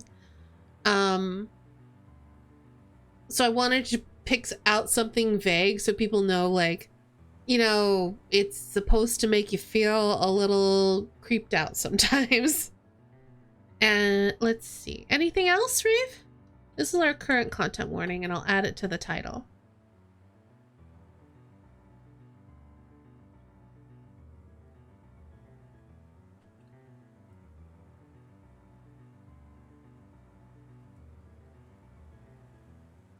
Her eyes were locked on the strange green liquid. That's about it. Okay. There were a couple of things also about like claustrophobia and restraint, as well as a potential trigger for some people. And then obviously, since we're playing children, death of a child is a thing that we might be dealing with as well. The nearby grass was coated in a fine layer of frost. Is this sort of thing normal around here? Because puddles of glowing ooze are definitely not what I expected from this place. I have no idea what that stuff is. Well, the next obvious step is science. And what does science suggest? Poke it with a stick. Luca watched as Beck dipped a broken tree branch into the goo. Beck's eyes widened as flowers grew from the dead wood. First small buds, which quickly bloomed into vibrant petals. Only seen some bits, so maybe missing stuff. That's fine. We'll like our content warning list is going to be an evolving list. Obviously, I've not played this before, so we'll just do our best, and y'all do what you need to do to keep yourself safe. What the? Cool! As quickly as they had grown, the flowers began to shrivel and turn gray. Beck dropped the stick with a grunt of disgust. Okay. So the science tells us that this gunk is weird as hell. Yeah, it seems dangerous.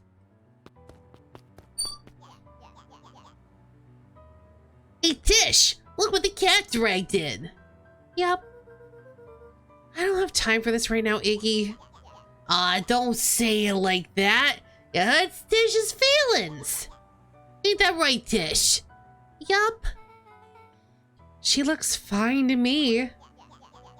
Why, hello. I don't think we've been properly introduced. Iggy's the name. This is my compatriot, Tish. Yup. You probably heard of us. Can't say that I have. I'll forgive you just this once.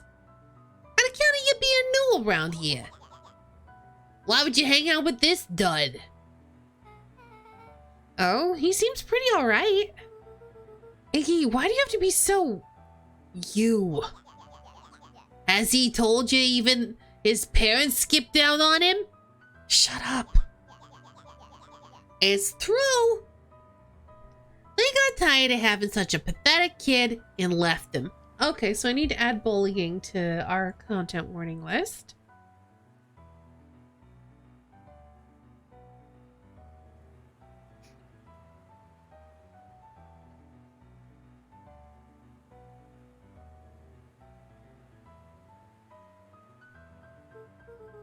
Iggy, I'm only gonna say this one time. Don't talk about my family.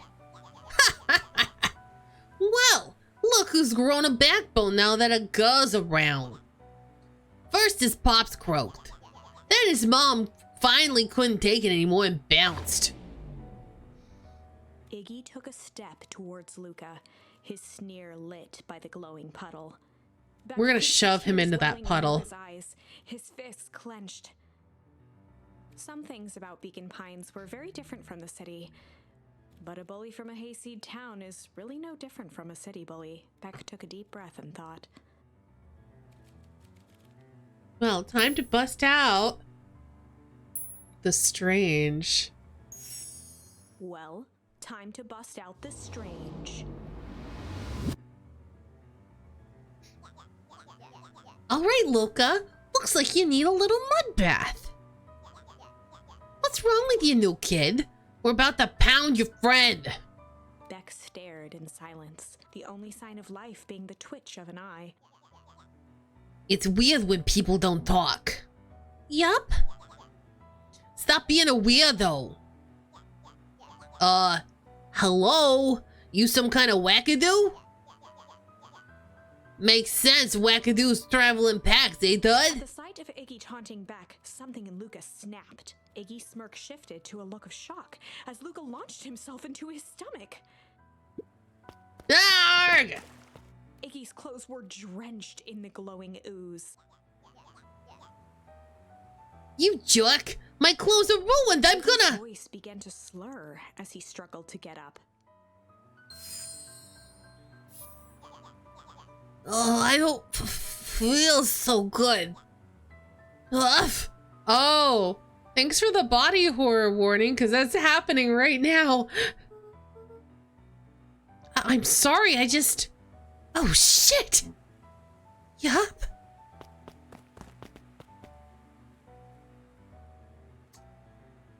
Well, that took care of that. Property of Valentine Fertilizer Company. Looks old.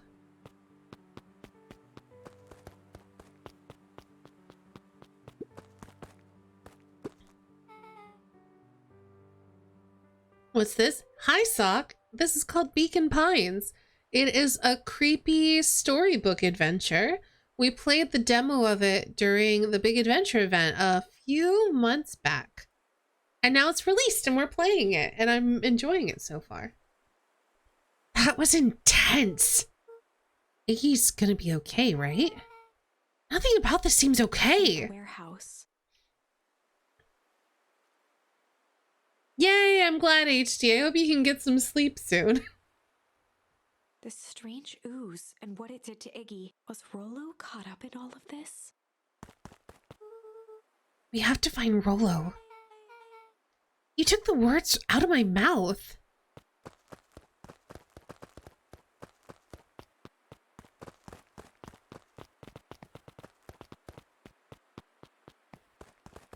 Oh.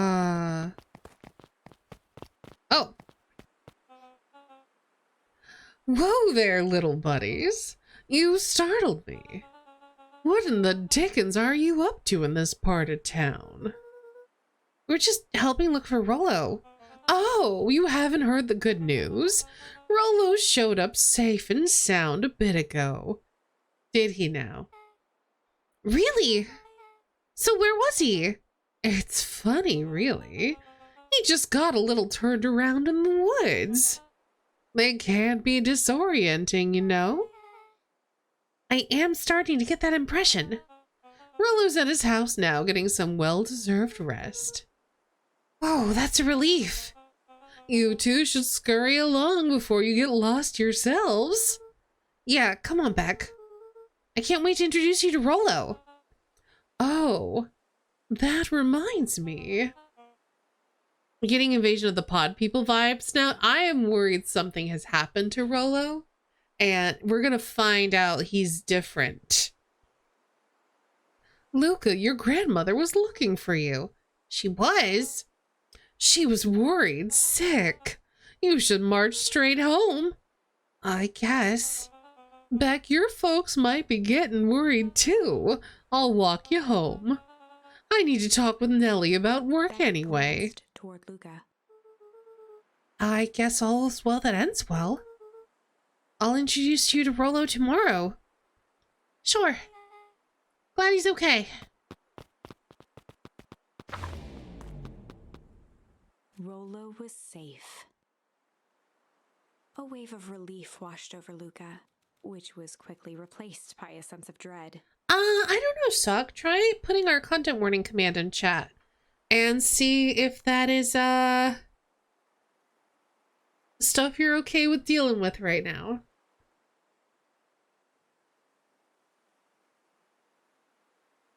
Gran is going to kill me. If he hurried, he might just make it home before sundown. Chapter 4. Our harvest awaits. Don't think this is sock safe, that's fair. Not all games are, and it's best to be mindful of that. Luca took a deep breath and gingerly opened the door, steeling himself for Gran's wrath.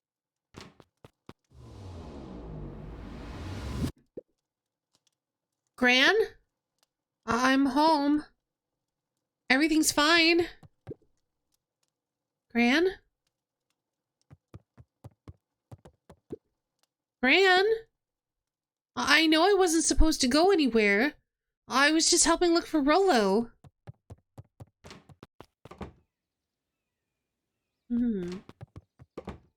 Gran? Roxy came over. She was worried about him. So I figured you wouldn't mind if I helped look for him. It turns out Rollo is safe and sound.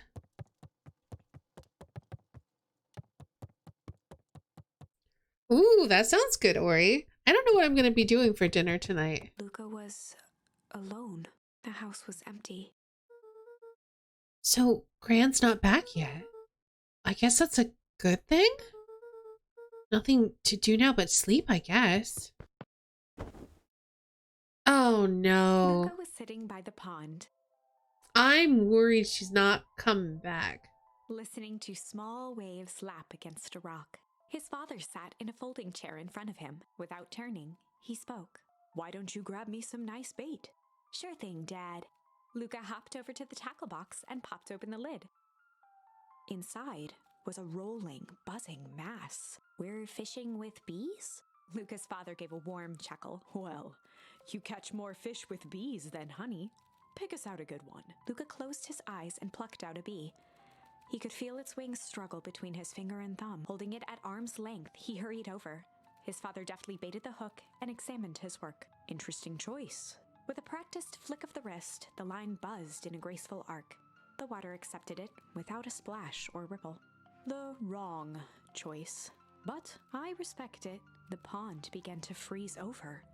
Sometimes we gotta make the wrong choice before we can make it right.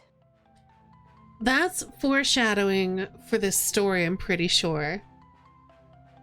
Because I think sometimes, like again, it's a branching narrative that lets you travel back to the branches and redo your choices.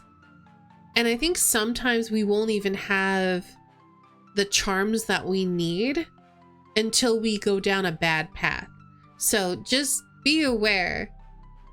Things are going to get worse before they get better. Pallid ice propagated across the still surface with an alarming speed. Luca scrambled back as the ground beneath him turned cold. "Dad, I don't understand." "Sorry, kiddo. Understanding isn't always part of the deal." The relentless ice shot through the fishing line toward his father. "Dad, look out!" His father casually wound the reel. "None of it's your fault, you know. Never was." "Dad, we have to go." Luca grabbed his father's shoulders, trying to pull him away. "Please, you have to run." The ice crackled as it spread across his father's hands. "That's the thing about fishing, Luca." His chest began to crystallize. "You toss your hook in, and you never know what you're gonna pull out." A shock of searing cold ran up Luca's arms. He gave one last desperate tug. The chair tipped backwards in a single frozen mass. Luca tried to stop the momentum, but it was too late. He watched the icy form of his father slam into the hard ground, shattering into 1,000 pieces that crowded around his feet. "Dad, I don't understand. What does all this mean?" The gentle rustle of leaves was the only reply.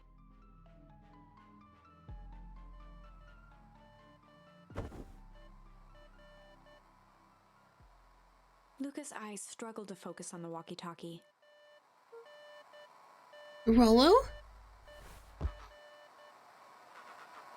Faintly, he could hear Rollo amongst the noise. Luca! Rollo, is that you? Luca! There? Rollo, it's the middle of the night. Luca, thank God! Listen, I don't know how long this thing will work down here. Down here? Rollo's voice was coming through more clearly now. but some words were still just static. Listen to me. Someone grabbed me yesterday. What? The man in the hazmat suit? Took me to some sort of... I think I'm underground. Underground? Are you okay? Kinda. They seem more interested in... For now, at least. Mr. Kerr said you made it back home safe. Kerr? No. Trust. He's... Hold on, someone's coming. Signal went silent. Rolo? Rolo, where are He held you? Still, waiting for a response. His pounding heartbeat marking the passage of time. Okay, I think they're gone. Getting worse. I can barely hear His you. voice began to fade. Losing signal. Not much time. Mission Control! You need to... The treehouse! The With treehouse! that, the signal died for good. Yes, I do. It meant butts. But I'm not gonna do that here. What was he trying to say about the treehouse? What's at the treehouse? The antenna! He wants me to use the antenna in the treehouse to get a better signal. Rolo, you're a Luca genius. grabbed the walkie-talkie and sprinted to the treehouse.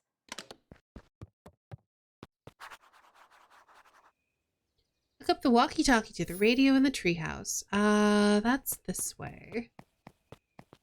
Luca heard a group of footsteps approaching. He dashed behind the bushes to avoid being spotted.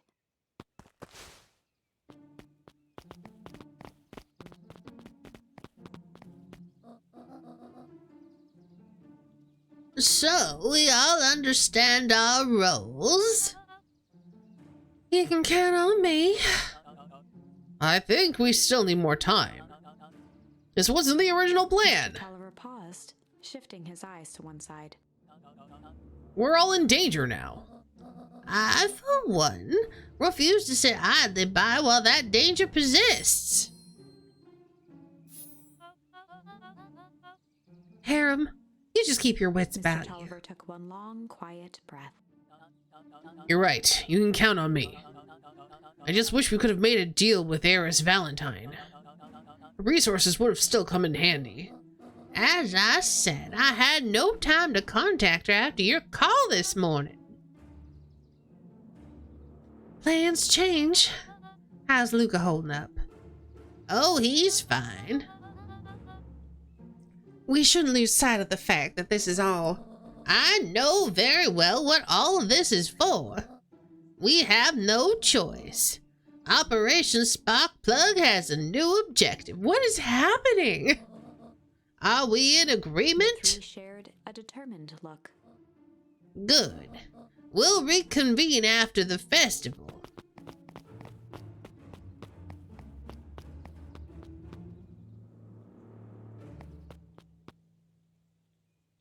What the heck? Gran? Why are you meeting with Mrs. Fratelli and Mr. Tolliver late at night? Hey, Luca! Ah! Dawn, you scared me. How long have you been there? Oh, just a few minutes. Earlier today, I saw Mr. Tolliver and your Gran enter the diner together. When my shift at the newsstand was over, they still hadn't left. So I used the greatest tool of any investigative reporter. Time. When they left, I tailed them here. What do you think they're up to? Whatever it is, they seem organized and determined. They mentioned the festival. Yeah, I heard that too. Has your Gran been doing anything different recently? Anything strange? She got a phone call this morning and rushed out the door. A call from Hiram Tolliver, it seems. She was either furious or terrified. I know, she's so cute. Or both. Luca, be careful out there. I think we might be in the middle of a scoop of the lifetime. I will. Aren't you coming out? No, I'm gonna stick out here for a bit longer. See you, Luca.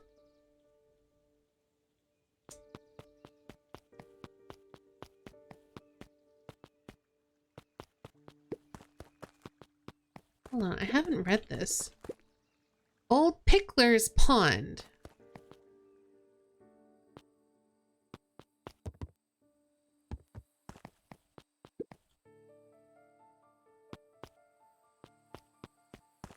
Do I have any more bait options? I do! Luca tied a small magnet to the line, fishing with the law of attraction.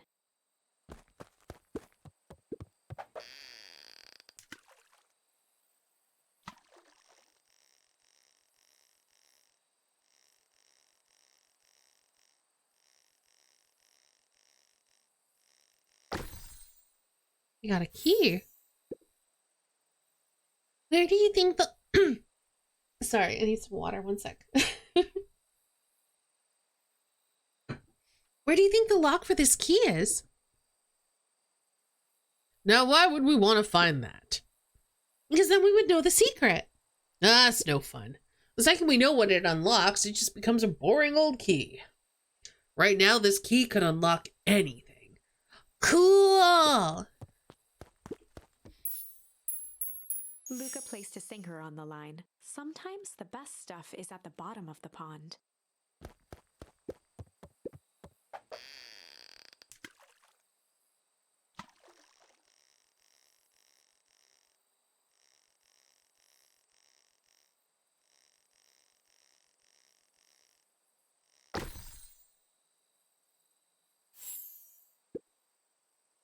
Malice 80 proof whiskey. A hard liquor for a hard man. Best leave that be. It takes a real piece of work to leave something like that lying around. Okay, there's nothing else we can get right now. I think there's more things we can find, though. There's more space on the rug. Didn't we already check this? Yeah, we definitely did.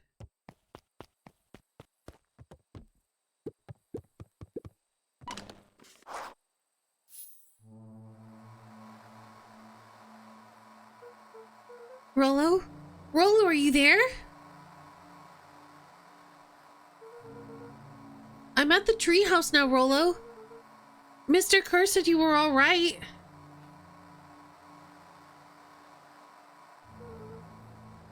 What happened out there? Dang it, Rollo, where are you?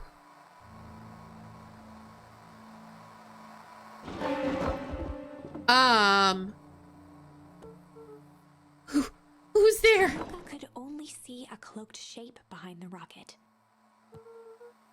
I've got weapons in here. So you better come out right now. He strained to hear as a muffled voice began. Hi, Lost.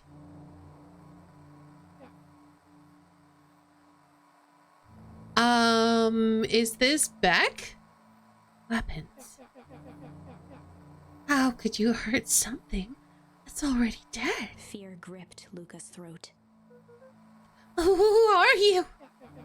What? You don't recognize me. I guess I don't even recognize myself anymore. Luca stared at the ground for a moment, trying to place the dampened voice. The figure shifted slowly from behind the rocket, revealing itself to Luca. No, I don't know who you are. Oh! Oh shit! That's the kid we shoved in the goo! I'm a monster. And now they hunt me like the beast I am. Iggy. Luca reached over empathetically. Iggy's tone jolted to dejected anger. Don't touch me! This is all your fault. Luca slumped to the ground, overwhelmed by guilt. I'm so sorry. I didn't mean to. Saint! Oh, you got to, your internet came back. I'm glad. How was the rest of your stream? I hope it was good. Also, welcome on in, Raiders. My name's Estady. I'm a variety streamer, art streamer, and voice actress. Today, we're playing Beacon Pines and voicing it. And we did this to this child on the right. We did that to him. How was Judgment? It was very good. I'm having a lot of fun. I'm gonna have to go back and watch the VOD because I caught it obviously up until your internet went out. and then I had to start streaming myself, so I missed the rest of it. But I'm having a great time watching that game. Basically, for anyone who doesn't know, it's like Yakuza meets Ace Attorney, and it's great. It's only down for half an hour. It's so good. It's so good. Highly recommend you check it out, and also check out Sandguard. I don't know if we have the new shoutout command, but let's try it. We do! We're gonna use the new shoutout command. So if you don't follow Sandguard, look at the top of chat and click the little heart, and you can follow Sandguard. Y'all should be following. We were in court and everything? Oh, heck. I'm going to have to watch the VOD for sure. And we're going to play it again on Sunday? Heck yes. I'm here for that.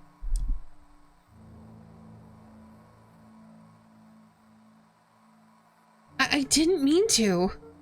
I lost control. So you couldn't control yourself for a second, and I get to be like this forever? Yeah, maybe you shouldn't be a bully, child. There must be a way to fix this. Oh, you're gonna be my savior? Perfect little Luca saves the day with his positive attitude and the power of friendship. None of this matters. There's no time. They're after me. They chased me all the way through Weepwood. I only came in here to hide. Hide from who? Who's after you? Luca! Luca! Rolo? It's not safe, Luca! Rolo, where are you? The treehouse! I'm at the treehouse, Rolo. Where are you? No! Luca! The treehouse isn't safe! They said they were going to the treehouse! I was trying to tell you to stay away from the treehouse. Who said they're going to the treehouse? The clipboards! What'd I tell ya? Those perennial harvest wackadoos are after me. What is even happening? Okay, do you want me to catch you all up on the story so far?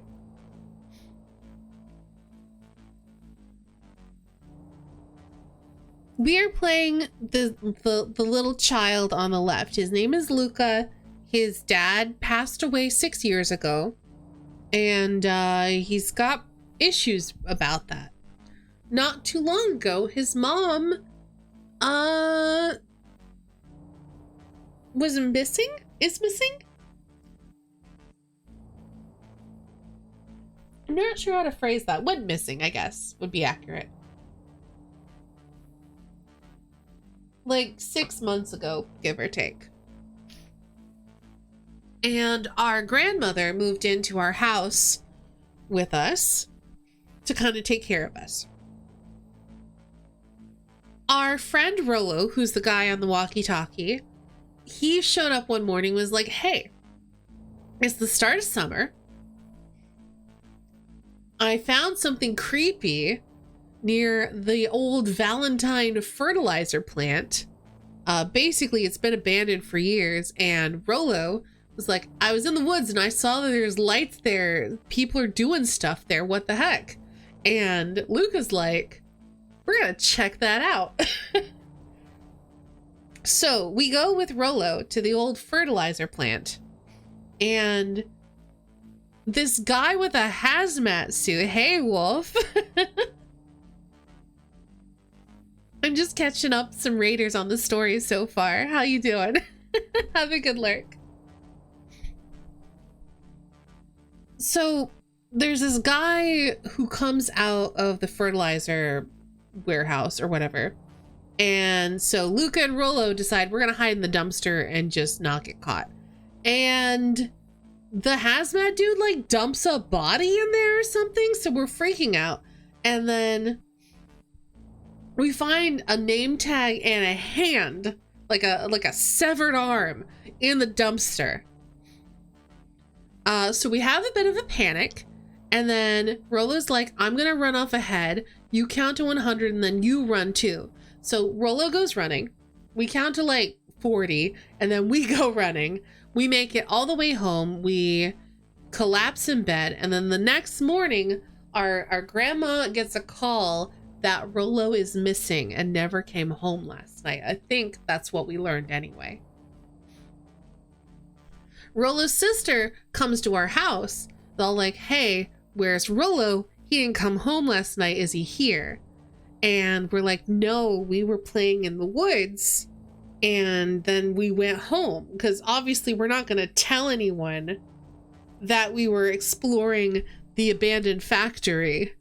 And we kind of broke in there and then saw a creepy hazmat suit guy and a possible dead body. Oh yeah. Also, this game has alternate timelines, kind of, because we're not really Luca. We're like the reader of the story. I should specify. We're following Luca's story, but there's a very big distinction between the player and Luca. We're the one making choices. We're the one. I'll get into gameplay mechanics in a bit because it's very interesting. But yeah, I just want to kind of set up the story so far, and then we'll talk about the timeline stuff.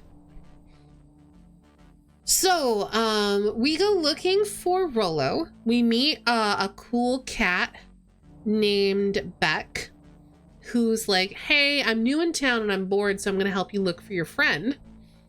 And then we go into the woods and we find this weird puddle of glowing green goo. And then this bully on the right shows up and like starts harassing us about our dead dad and our missing mom. And so I'm like, you know what? Let's just shove this child into the goo. So we shove the child into the goo.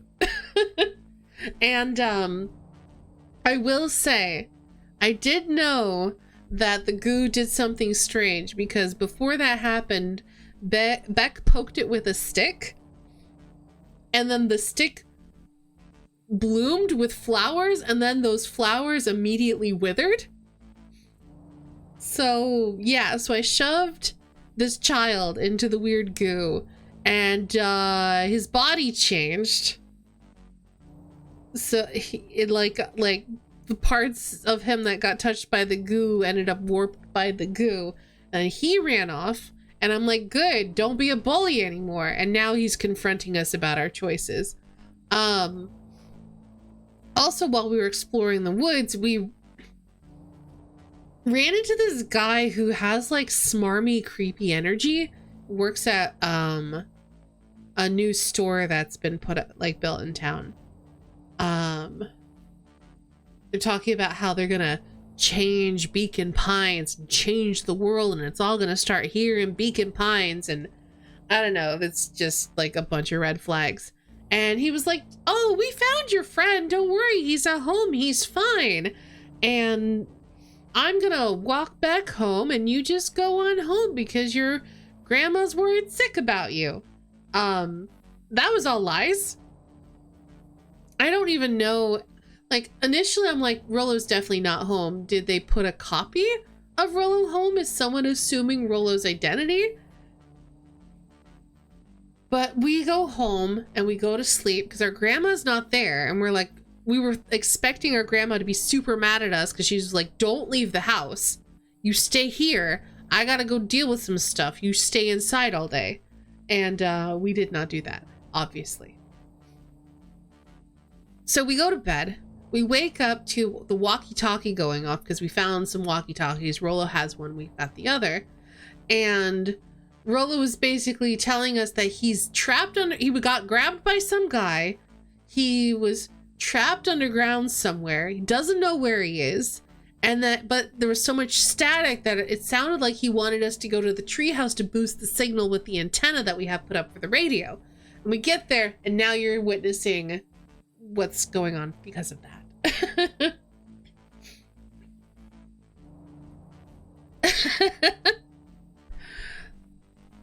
All caught up. Now the question is, can I hit B here? So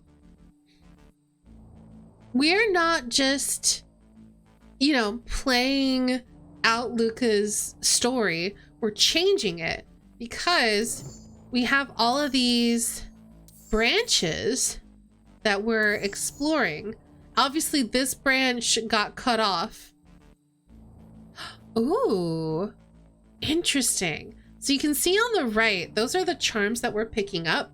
Basically, the words that we're inserting into the story to change the story. When they have check marks, it means we've exhausted all the options.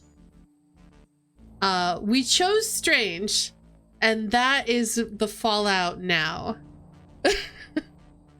of I can't remember his name, but tiny, like, small bully was like bullying us, and so we shoved him in the goo, and it's getting weird.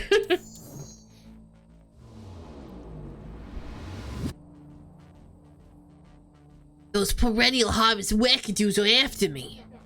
They've been chasing me, yelling questions at me. What sort of questions? They were saying the same stuff they always do, but it's different now. Less asking, more threatening. We're gonna figure this out, Iggy. Yeah, well, thanks. Hello? Is anyone present in this arboreal domicile? Crap, they found me! Luca, what's happening? Don't panic. You stay here and I'll see what they want.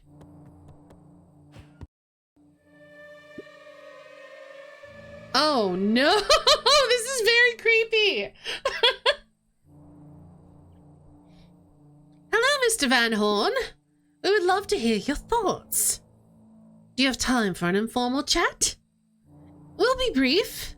Your time is valuable to us. Be down in just a second. Of course, of course, of course, of course. We have a problem. Luca, you gotta get out of there. Who's out there? Is it them? Yes, the clipboards. A bunch of them. How many? Maybe all of them? And yeah, you were right. They are saying the same stuff, but with the creepy knob cranked to 10. Might young Iggy be present? We would love to hear his thoughts. Run! He slumped to his knees. I don't know what to do. I'm just so tired. Luca, what do we do? Luca grabbed the walkie-talkie and headed for the window. Follow my lead. Luca and Iggy climbed up the back of the treehouse to its roof, where Rollo had constructed his MCDC, the Mission Control Defense Cannon. Uh-oh. From behind the crowd of clipboards, William Kerr strode forward, a warm smile on his face.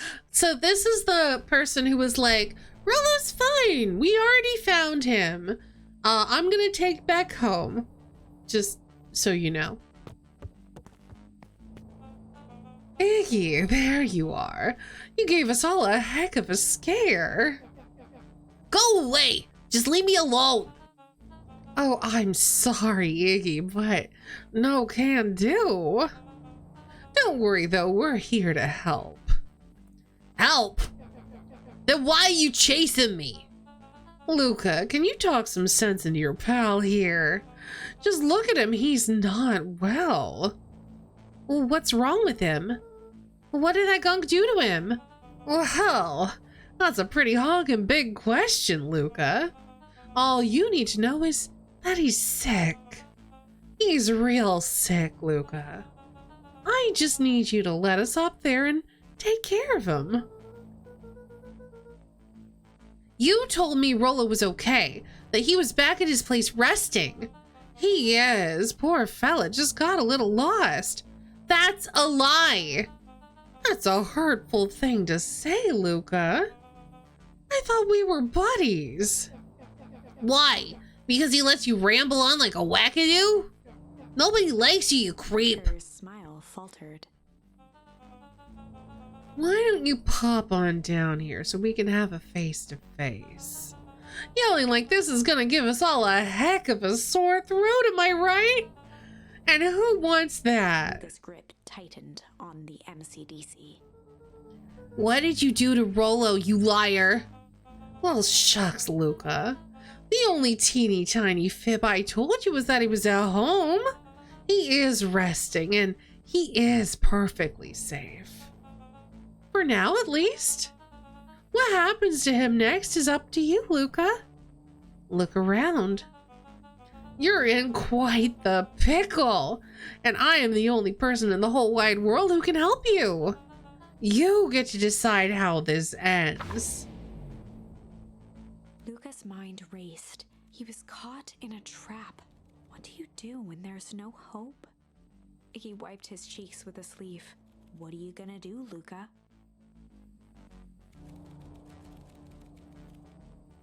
Luca drew himself up and decided to take the only option he had left. Fight. It's the only option we have. Luca drew himself up and decided to take the only option they had left. Fight. He swung the mission control defense cannon around, aiming it confidently at the smirking face of William Kerr. Good night, HD. Sleep well. Don't have creepy dreams. Hey, Mr. Kerr. And his most insolent demeanor. Rolo sends his regards. It didn't do anything. Hey, that was uncalled for, more than a little rude, and just plain unsanitary. Luca, I really did think we were good pals. What a shame that it's come to this. Turned his back on the two boys. And With a this. nonchalant wave of the hand, he made his exit. Uh-oh. As the clipboards began to slowly advance on the treehouse, Luca looked to Iggy with resignation in his eyes. The end. That escalated quickly. Maybe discretion was the better part of valor here. Let's put a pin in this for now. All right, so now we can go back to other things and do different things. I want to actually go back to here and see about changing the ending to struggle. This is a story about struggle. This is a story about struggle. Luca could hear a machine humming somewhere nearby. He felt around wildly, searching for something, anything that could help. Oh, interesting. So when we said this is a story about change, it went the end. But now we're saying it's a story about struggle. So down this branch, I need to specify. Down this branch, Rolo didn't come with us. And because Rolo wasn't with us, we got grabbed instead of Rolo. And instead of changing things and going down the other branch, now we're back here and we're trying to struggle to, I guess, keep going or to find something useful or that sort of thing. This is so interesting. I'm really into this. His hands found a hard object, maybe a tile. He yanked it free, lifting the cold stone. Let me go! Luca swung the tile as hard as he could at the shape that still held fast to his leg. He heard the crack of glass as the stone hit the assailant's mask. With a muffled yelp, the hand let go. Luca was free and scrambled to the door. He never looked back once on the long run home. Chapter 3. Interesting. Everything's fine. Oh no. I don't believe you, narrator. The next morning, it was quieter than usual at the breakfast table. I do too, Ori. It's so cool. Only the sound of silverware and chewing interrupted the awkward silence. I finished a jar and a mess of jam last night, Uh-huh. so that'll need to get delivered into town today. How is this going to be different? Okay. So what did you and Rolo get up to yesterday? Oh, Rolo had things to do, so I just sort of poked around town. I set the jam down by the front door. There's 2 batches to drop off. Uh-huh. One for Mr. Tolliver at the Bag and Wag. And another for Miss Fratelli at the diner. Wait a minute. Wait a minute.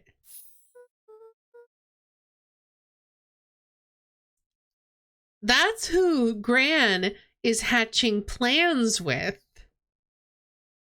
Oh, and Mr. Nuncreed. He said he wanted some more. I suspected as much. Yes, he seems to have taken a particular interest in my jam. There are some extras in the basket for that enthusiastic gentleman. Just make sure Fratelli and Tolliver get the ones on top. No problem. Off with you now while the day is still young. Have a good lunch and lurk. Well, now Rolo's not missing, so maybe this is the better timeline.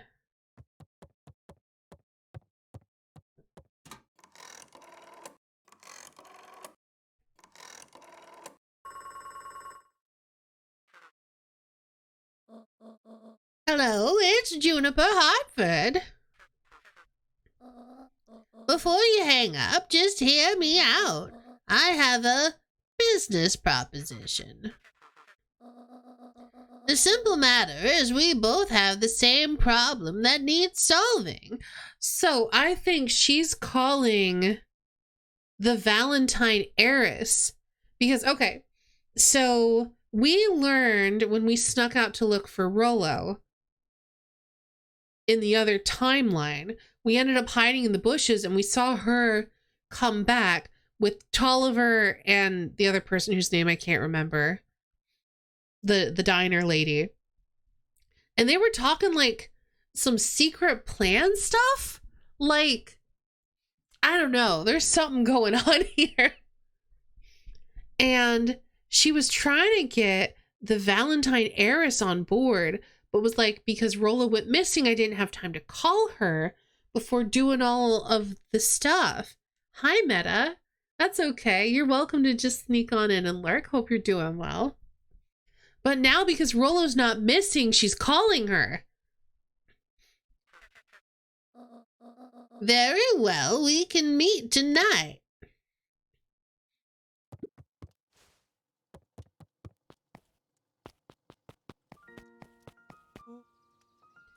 Okay, sorry about yesterday. Roxy can be so annoying.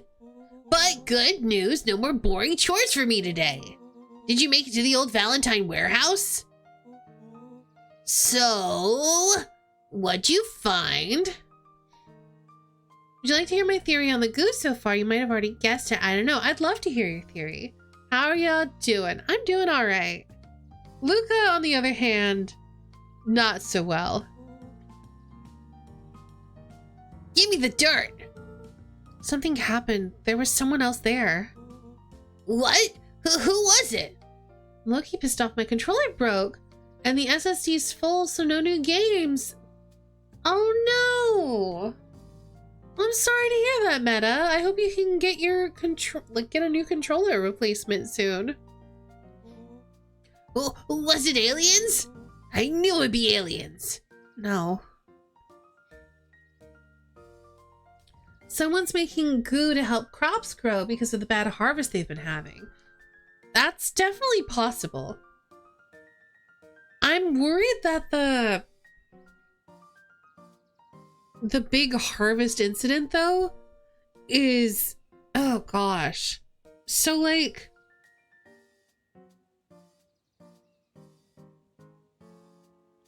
I feel like that whole bad harvest thing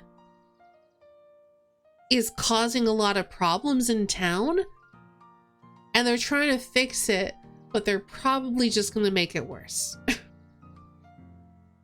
I can fix this. It requires a 3-hour trip to the city center. Oh no. I'm such a hikikomori? I don't know what that means. No. Zombies. No. Alien zombies. What else could it possibly be? Rolo. I gotta deliver these into town first. We can catch up after. Oh, is it a whole thing? Sounds like a whole thing. Yeah, we shouldn't talk about it here. Meet me at the treehouse tonight. I'm not sure what this treehouse is that you speak of. Ugh. Meet me at Mission Control. Roger that, Space Cadet.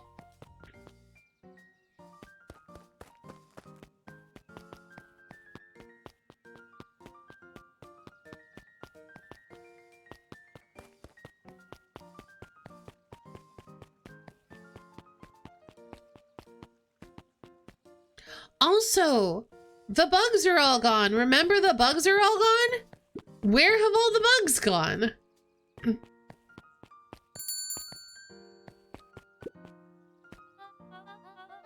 Well, if it isn't my favorite little jam runner.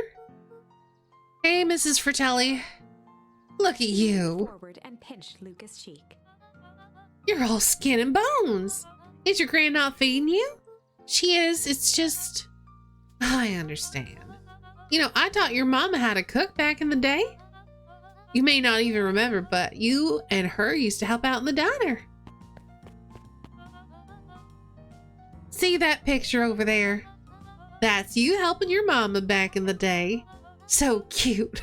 Running around your little apron taking orders. Ah, the whole situation just breaks my heart with what happened with Eleanor.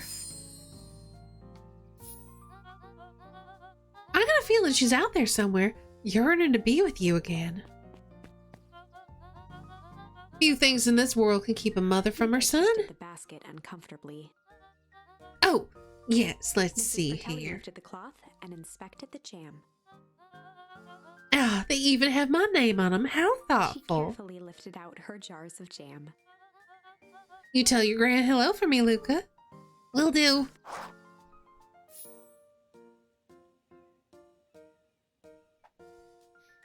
Mr. Tolliver.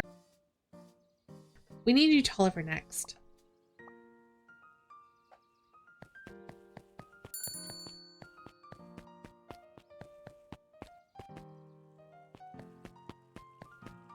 I don't remember.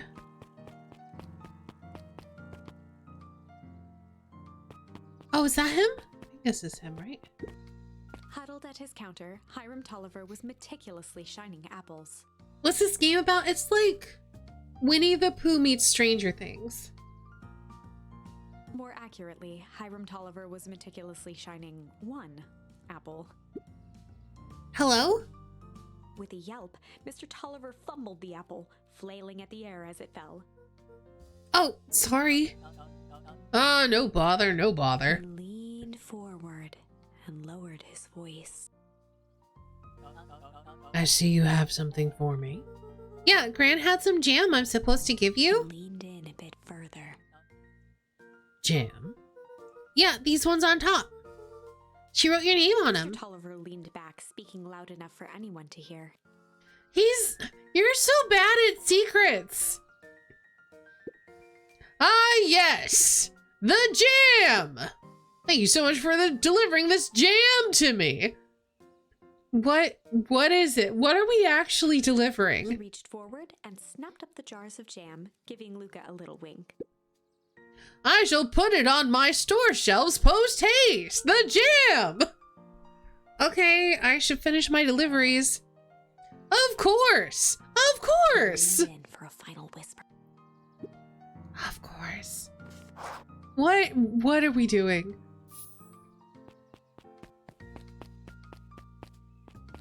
Well, now I guess we can like talk to people. I just wanted to make sure we delivered the secret jam first because it's obviously secret jam.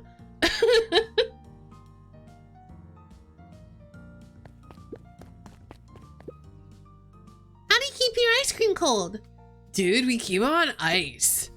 Well, where do you get the ice from? I don't know, somewhere cold. How do they keep somewhere cold? Look, Bert, do you want some ice cream or not? No, I'm good.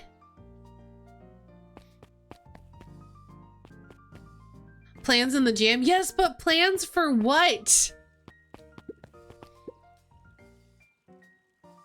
Anger from the past, mistakes not yet made, and a glimmering hope for the future. He carried them all in equal parts everywhere he went. Oh heavens, what a burden to bear.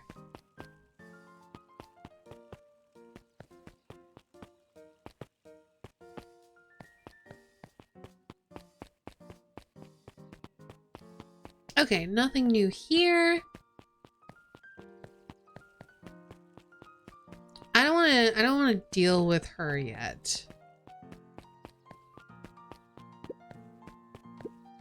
Hey, Dawn. Hey, Luca. What's up? Dawn had dreams of becoming a big-time reporter. At night, she searched for the story that could be her big break. By day, she hawked papers at the newsstand. We got you on jam delivery, huh? Yep. Hey, Dawn, have you noticed anything weird around town lately? Well, what sort of weird things? Stuff going on at the old Valentine building. You might say I've heard some things. I'm working on a story about it right now. So what's going on? Can't say quite yet. I still need to follow up on a few leads. Keep me in the loop, okay? Sure thing. Have you seen the new kid around yet? New kid? Yeah, came in from the big city. Her parents both got jobs here. But get this, one of them is working for William Kerr and Perennial Harvest, and the other is working for Eris Valentine. And the Valentines represent Beacon Pine's past. Perennial Harvest has positioned itself as the town's future. Must make for some interesting dinner table conversations.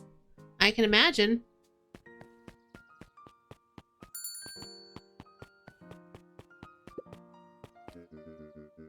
If I could just be left alone, young Mr. Van Horn. Oh, sure. Sorry to bother you. It's just that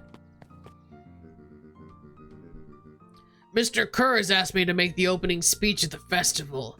Being mayor and all, you might expect me to be a charismatic speaker. Truth is, I'm terribly nervous. I really don't think I'm cut out for this sort of thing. Cut out for being mayor or for public speaking? Both, I suppose. I never really chose any of this. It's more of a duty to my family. For our legacy. He's also a Valentine. Sounds like a heavy burden. As for the festival, just speak from your heart. I'm sure it'll be great.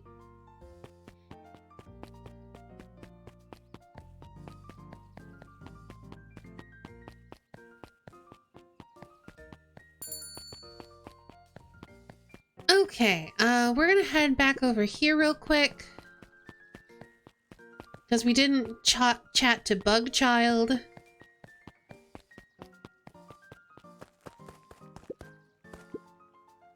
Wait, watch where you step! Oh, sorry. There's a whole family of beetles here! They've gone missing. I thought they just sort of wandered around. Yeah, see, like, all of the bugs are missing. This game looks cute. Rave, thank you for, putting in that content warning. Also, the teddy bear, welcome on in. Yeah, so this game is a spooky mystery hidden under a storybook veneer. It's basically like Winnie the Pooh meets Stranger Things. So, or like how, if you're familiar with Night in the Woods, how that starts out cute and then gets kind of creepy, it's kind of like that as well. So yeah, please take care of yourself. I don't think it's been anything too explicit, except for that one time we found an arm, but but yeah, we are playing a 12-year-old child and bad things are happening in town. We'll just put it that way. How are you doing, teddy bear? I hope you're doing well. I thought they just sort of wandered around. Everyone has a home, Luca. Even The beetles. soles of his sandals. I think we're okay. It's weird that they're gone. They went missing when the festival preparations began. You think the noise scared him away? Something like that. Yes, you find an arm in Night in the Woods. That is correct. And you poke it with a stick. Just watch where you step, okay?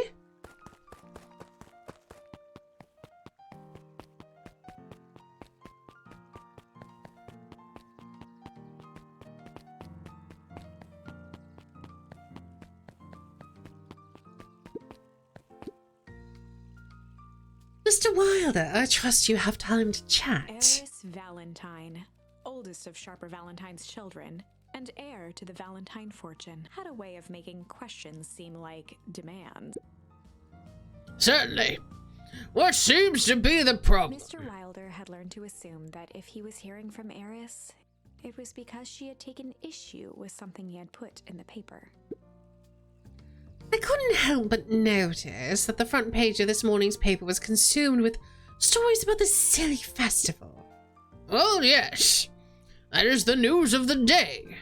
But there was no mention of the museum, nor the foundation through which it was endowed. I'm sorry, Miss Valentine. My readers are more so interested in this town's future, rather than any one family in particular. There was a time, Mr. Wilder, when the goings-on of my family was the only thing this town cared about. Well, things change, ma'am. And you know change is a dangerous... If you finish that thought, I will make that monocle a permanent fixture of your anatomy. My apologies. A good day, Miss Valentine. Did I give you the impression this conversation was finished? Mr. Wilder averted his gaze and began to polish his monocle. Well, good day, Mr. Wilder.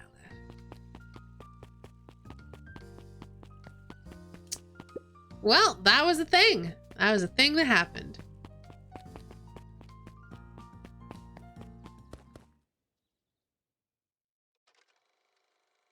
Sharper Valentine, a celebration of excellence. Beacon Pines is a great town. What you may not know is great towns grow from mighty roots. And that is why you cannot tell the story of Beacon Pines without telling the story of one Sharper Valentine. Young Sharper's keen intellect and strong moral fiber led to a grand vision. A vision of a community dedicated to a better tomorrow. In his own words, a better tomorrow is within our grasp, but it requires a singular mind to harness it. Lucky for us, he decided to grow that vision here in Beacon Pines. And how does one grow a better tomorrow? With fertilizer, of course. Valentine's Fertilizer Company became the lifeblood of a town yearning for purpose. But then tragedy struck, a scientific experiment gone wrong. An accident which took Sharper away from us far too soon. To this day, we struggle to pick up the pieces. But one foul harvest isn't enough to stop the people of Beacon Pines. The spirit of Sharper Valentine lives on. It lives in the hearts of everyone with a dream for a better tomorrow. Together, we will follow his example and grow a bountiful future. Paid for by the Valentine family and the Valentine Fertilizer Company Remembrance Fund. So that was a thing. I know, Luca, right? So our theories are that this foul harvest, which is an event that happened 6 years ago, and 6 years ago is when our dad died, and apparently also when Sharper Valentine died as well. And they said it's a scientific experiment gone wrong, and that caused like the closure of the fertilizer company and all that stuff. So I don't know the specifics of it, but it seems like something went very wrong with the fertilizer, because now everyone's having trouble growing things. They were talking about how our friend Rollo, he has to harvest the carrots in the morning, but they like come up withered or rotten. So there's something wrong with the soil here in Beacon Pines now. And it seems like that's new ever since the foul harvest. So the Valentines did something to kind of mess up the soil here in Beacon Pines, and also got some people killed. I think our dad was also a doctor, right? Because we found his stethoscope. I don't know. It's interesting. That was unhelpful.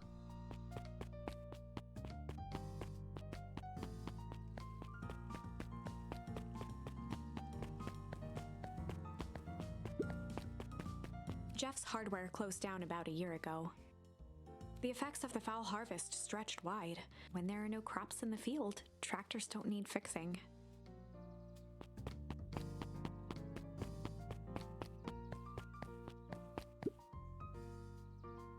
He may have gotten killed to keep him quiet, possibly. All I know is that we found his stethoscope, which implies he's a doctor, like a medical doctor, not like just a scientist. And he died 6 years ago, pretty close to when the foul harvest happened. Obviously, we were only 6 years old at the time, so we don't really know the details of his death. But now that our mom is missing, I don't know. I'm just very suspicious about a lot of things. Got some jam for you, Mr. Nuncreed.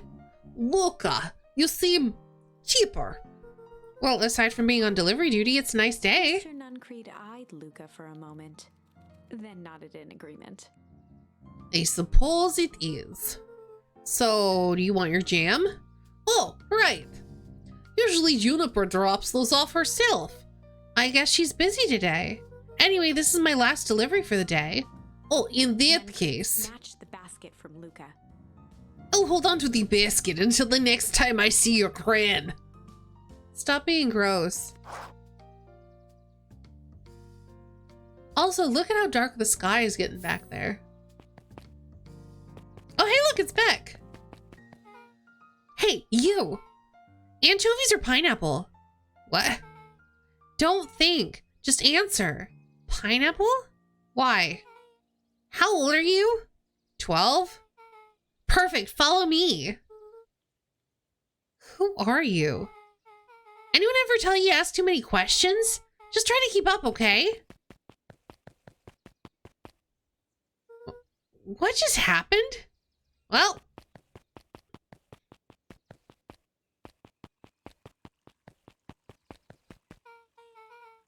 Hey, what a crazy coincidence. Here's my new friend I was just telling you about. Oh, that's wonderful. Yep, we just hit it off. Oh, really? Get this. His favorite pizza topping in the whole world is pineapple. Oh, and what's your new little friend's name? Beck locked eyes with Luca. The look on her face was equal parts expectant and desperate. Luca Van Horn, nice to meet you. I'm Nellie, and this is Alona. We're Beck's parents. Her parents are queer. Her parents are gay. That makes me very happy. Beck gave Luca a quick nudge. Oh, yeah, Beck told me all about you.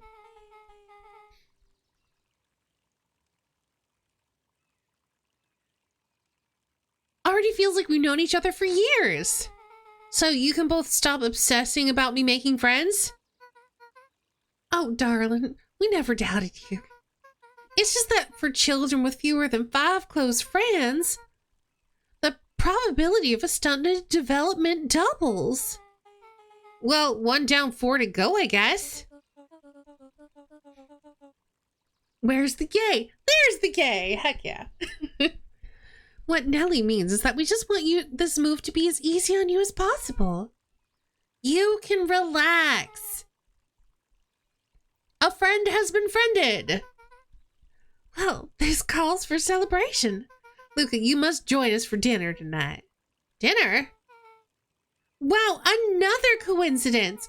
I actually already asked him, and he said that he would love to. It's just... Well, wonderful. In that case, we should pick up some groceries. You two don't get into too much trouble now. I gotta ask my gran. Wow, I can't believe that worked. Thanks a ton. You're welcome? I owe you one. My moms are great and all, but they can be a bit much sometimes. Our house is a little cottage next to the big mansion place. Wait, you live on the Valentine estate? Yeah, that's the spot. Maybe by their big creepy gate. Don't be late. Or I'm back to square one on this whole friend grift. Great, see you there.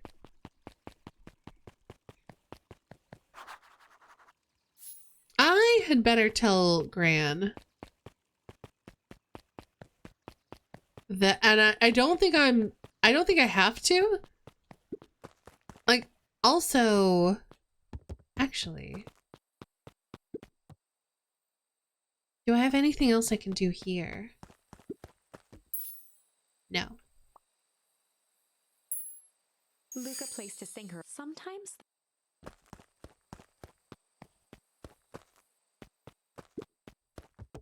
But we have Rolo to meet here at the tree. Oh, he's not here. Maybe he's at the library?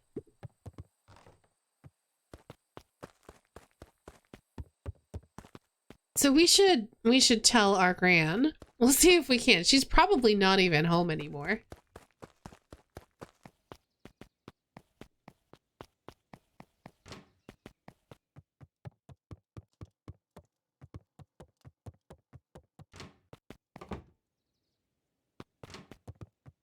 She's out doing secret plan stuff.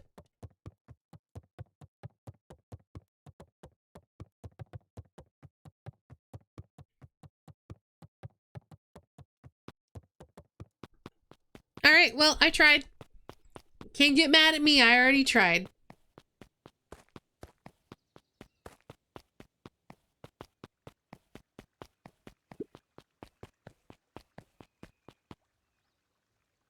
Now whenever Rolo's not somewhere, even if it's not the kidnapped timeline, you get super nervous.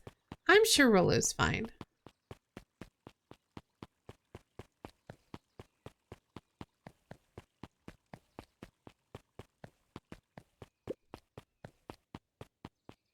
Who are you?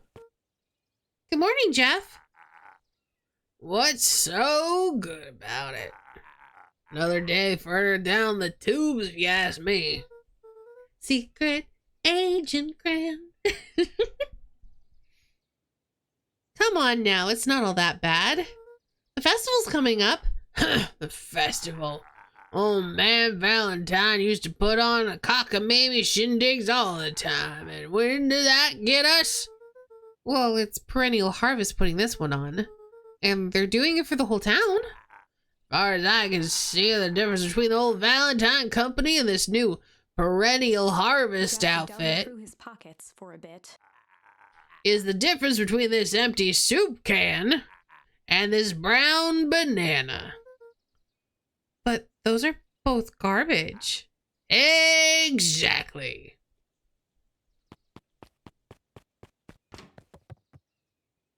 Oh, he's not here either.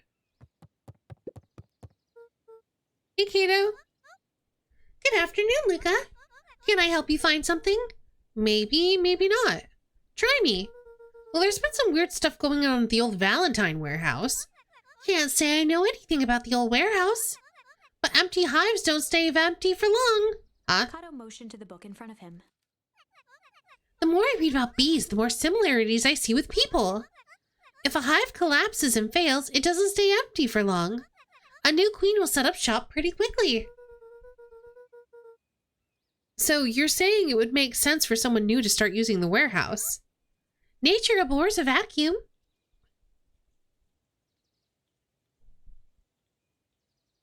Luca figured that out much faster than I did. Oh, that they're both garbage.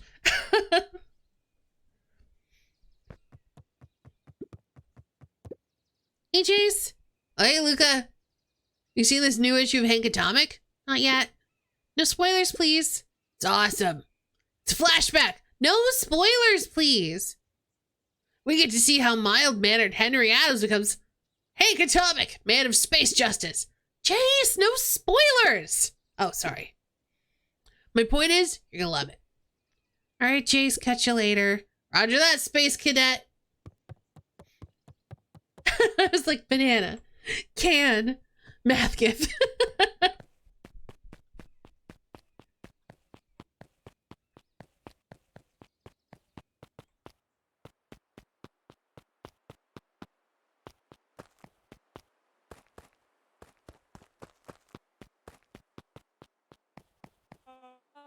Oh there, little buddy. What brings you to this neck of the woods? Oh, I was just wandering around a bit. Wandering? How wonderful. children and their wonderful wandering. Oh, to be young. Anyways, I can't let you pass just now. Top secret business that away. Mr. Kerr winked with a wry smile. Is Mr. Kerr a hyena? I feel like Mr. Kerr's a hyena, and that makes a lot of sense. I'm just yanking your chain. Perennial Harvest is just making a few He improvements. gave Luca an energetic thump on the shoulder. Better head home now. Our harvest awaits. Why do I feel like the harvest is people?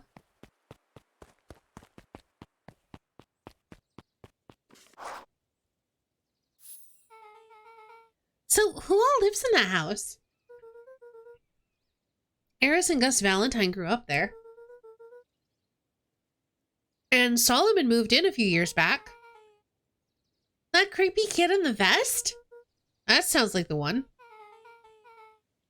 So just 3 people live in that huge thing? I bet a bunch of shady stuff happens all the time in a place like that. Not really. The Valentines pretty much keep to themselves. So it's empty and boring? Pretty much. What a waste. My mom says that it used to be way busier back before Sharper died. Before the foul harvest. Okay, that's like the 5th time someone's mentioned this foul harvest thing. And you all use that same ominous tone. Eventually, you're gonna explain to me how that harvest got all fouled up. Yes, please do. But we can't keep my parents waiting anymore. This way.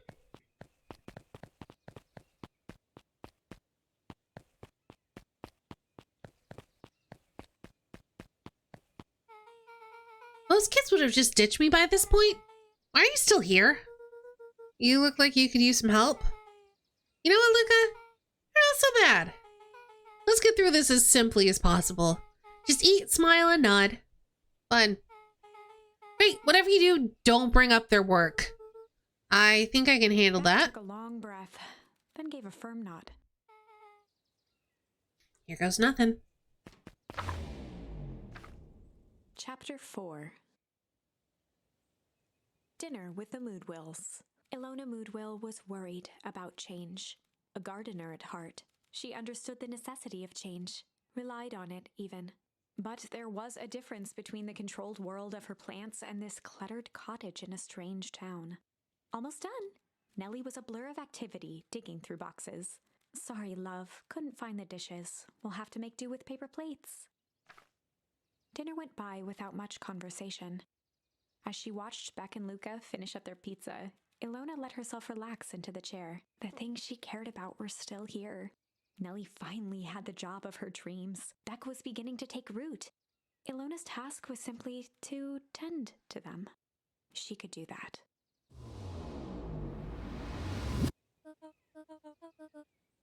So, Luca, tell us a bit about yourself. Where do you live? Oh, I live with my grandma. Over on the other side of the river. Your grandma? Where are your parents at? Beck, manners. It's all right. My dad passed away in an accident at the fertilizer plant 6 years back. Oh, dear. My mom's been missing for a few months now. Like, missing? Luca's eyes were fixed to his plate, pushing a chunk of pineapple around with his finger. Nellie was the one who eventually broke the silence. Luca, how'd you like the pizza? Oh, it was good. Very good. Oh, he's got tears in his eyes. Normally we'd have put more effort into Ilona dinner. nervously gestured toward the boxes. We aren't fully settled in, and Beck had mentioned it's your favorite. I'm sorry, are we just skipping the part where he said his mom was missing? Beck! I'm sorry, Luca. This move has us all a little tired. Luca wiped his face with his sleeve. No, it's fine. So Beck said you moved here for work? Oh no, Luca, you're not supposed to bring up work. Beck gave Luca a swift kick under the table. Ow! I mean, what brought you to Beacon Pines? Oh, You were right the first time. We're here for work. Nellie won't tell you this, but she's a brilliant chemist. Also, Nellie's giving me Velma vibes, like cute mouse, but Velma, and I'm here for it. She's so cute. Well, I don't know about brilliant, but I do love it. She's brilliant. Perennial Harvest just made her their new lead research of deep engineering. Oh no. Oh no. Oh no. Do you all remember the position we found on that name tag and that totally not a body that the hazmat suit guy threw in the dumpster? Yeah.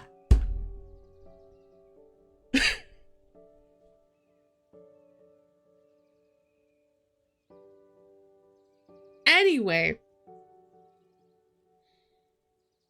we know that it's not her who dies in the other timeline yet, because we see her after the body happens. So we know she's not in that bag, but her predecessor definitely is.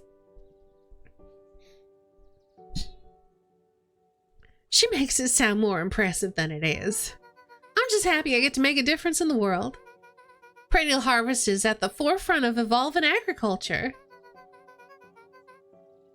into something more useful than sprinkling water and excrement in the ground. Luca glanced over to Beck. She seemed to be holding her breath. Oh, right, because Ilona's the traditionalist and Nellie's the scientist. They butt heads over this. What Nellie means, Luca, is that there are different ways to grow plants. Yeah, some people talk to their plants and hope for the best. And some people happily leave their job to allow a loved one to pursue their dream. You swore you didn't. Her fist into the table, perhaps harder than she intended. Hey, Luca, how about some dessert?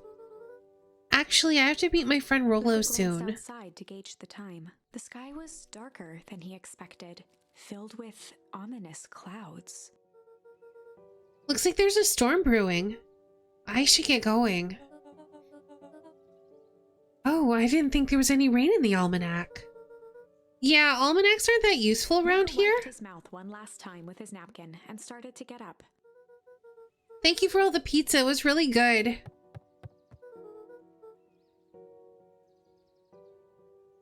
Ilona reminds me of a character somewhere also, but I can't remember. Yeah, she does have like a familiar vibe, but I also can't place her.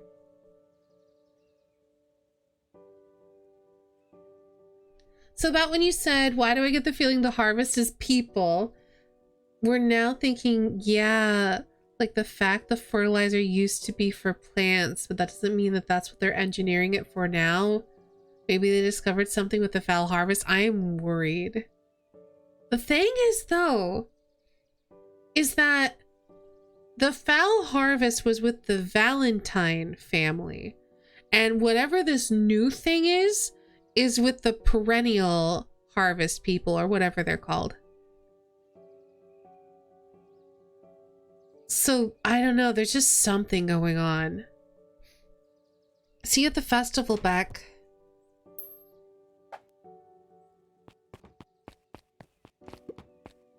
Wait up! I'll walk you home. Surprised, Luca turned around. He knew Rolo could be prickly around new people. I want them to be friends, though. But Beck seemed cool. Rolo would warm up to her eventually. Probably. Luca began to respond, but the sky answered for him as the clouds above began to rumble. Luca began to respond, but the sky answered for him as the clouds above began to rumble with ominous thunder.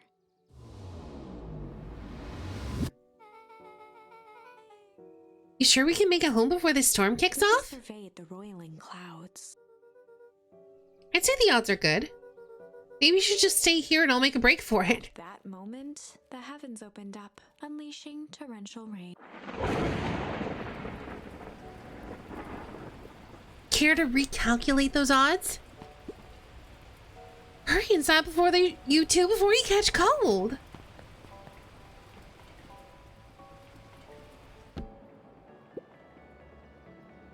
Luca, Nellie would keep trying to reach your gran on the phone. Wait, keep trying? Where is she?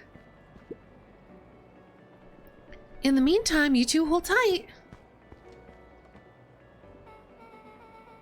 Sorry, not much to do up here. Most of my stuff is still in the boxes. Mind if I poke around? Be my guest. Time to poke. Luca squinted into the eye hole of the microscope. This looks wild. What is it? Gum? Gum? Luca adjusted the slide with his fingers to get a better look. I'm tracking the structural integrity of gum with increasing amounts of chewing. Chewed on that one for 47 Luca days. wiped his hand off on his sweater and gave a nervous laugh. It's weird, I know. Looked down, timidly tapping the ladder with her feet. I think it's weird, don't you? A little. But weird can be cool. It's true, weird can be cool. They got Gran? I don't know. So she had a meeting with Eris Valentine, we're pretty sure. And she's getting up to other stuff, so it's possible they got her, or she's just up to her own shenanigans, whatever she's got going on. Oh, wow. Merle and I have a radio just like this at the treehouse. Well, probably not exactly like this one. My mom and I tore the whole thing down to the bolts. Fitted it with some state-of-the-art vacuum tubes. She seems pretty awesome. She gets carried away sometimes. I think she feels guilty for working too much. So when she does have time for me, she showers me with high-tech overcompensation. Luca flicked at one of the toggles. Bet you can get all sorts of stations on this. Not out here in the boonies. You wouldn't believe the stuff I could pick up back in the city. But around here, it's like all farm reports and static. Aw, shucks. Luca bent down to examine the bouquet of wilting flowers. Judging by the odor, they were well past their prime. Pungent. He flipped open the attached card. Happy trails from Coach Walker and all the Fairview Condors. Huh. Boy, you weren't kidding about poking around, huh? Oh, sorry, was this from your old school? The most recent one, yeah. Some schools gave me going away cards. Some did flowers. When they're really trying to feel good about themselves, they do both. So you've moved a lot. Yeah, that's the thing about having a brilliant parent. There's always a better job somewhere else. These flowers would last longer if you put them in some water. That's the sort of thing I would do if I cared. Well, you cared enough to keep them is all. Luca, can I ask you something? Of course. Dang, didn't that hurt? I'll be honest. That hurt more than I expected. I like her so much. Well, at least you look cool doing it. Beck took a moment to watch the rivulets of water running down the window. Do you ever feel alone? Like, even when people are all around? Well, Rollo can be pretty absent-minded sometimes. No, I'm serious. Does it ever feel like your family doesn't care about what you want? It didn't used to feel that way. Was that the superhero landing? Yeah, it was the 3-point landing. It looks cool, but yeah, don't do that. I know Gran loves me, but sometimes when she looks at me, it's like she's looking at a problem. Luca took a deep breath, exhaling slowly. I know the feeling. How do you deal with that?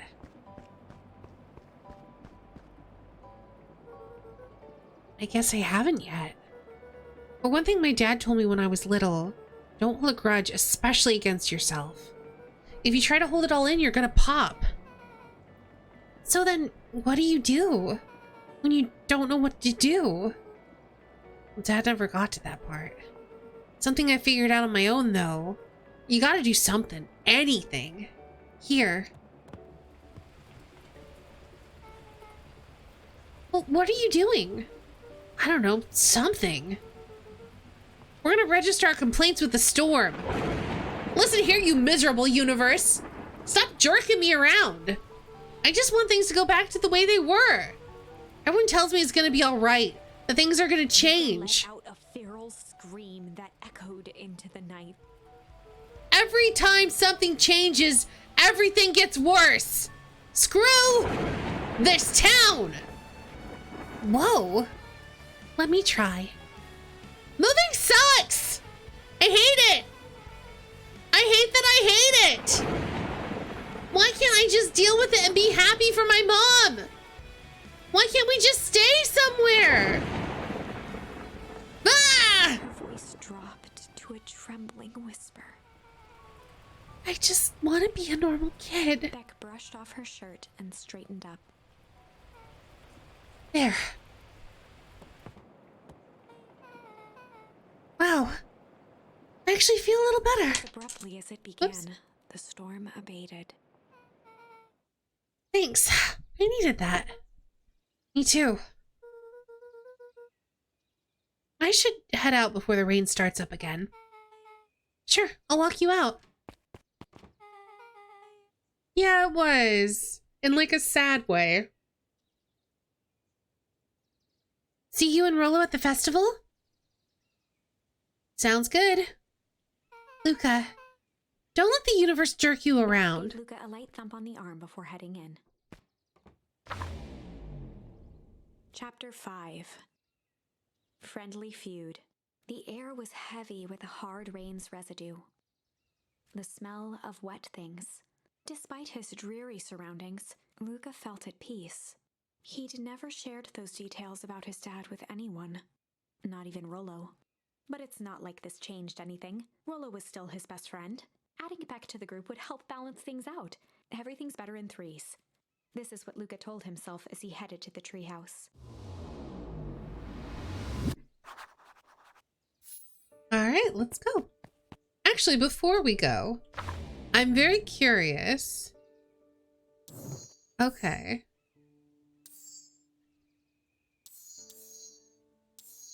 If we have anything new.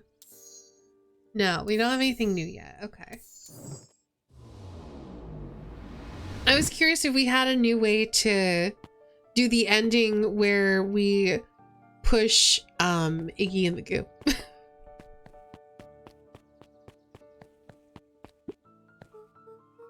Hey Dawn, tracking down a lead?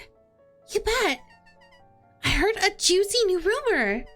Turns out when Sharper Valentine died, he left behind a peculiar last will and testament. Peculiar how? He didn't just give his kids an inheritance. There were conditions. Like what? The document stipulated that Harris had to take on a child as her ward. A kid our age who just showed up to town one night with a lawyer. Solomon. Bingo! So Harris was forced to take care of him. Yeah, she would have lost everything. Why would Sharper care so much about some random kid? Rumor has it old Sharper sowed some wild oats. That explains the way Harris treats him. Or Solomon. How'd you find all this out? A good reporter never reveals her source, Luca.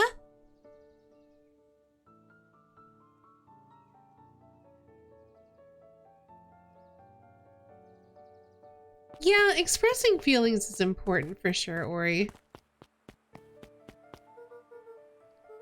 Better not dilly-dally. Gotta get to the treehouse. I wanted to see what was going on in the forest. All right.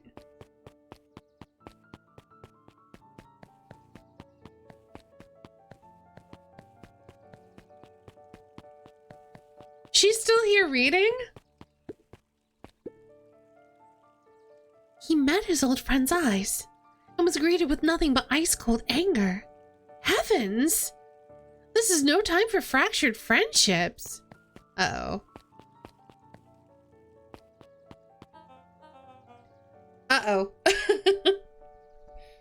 Excuse me, what are you doing? Just looking up for the night, sir.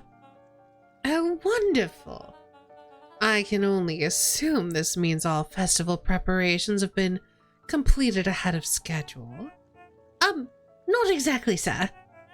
The storm set us back a bit, and it's getting late, so we all decided to. You all decided? Yes, sir.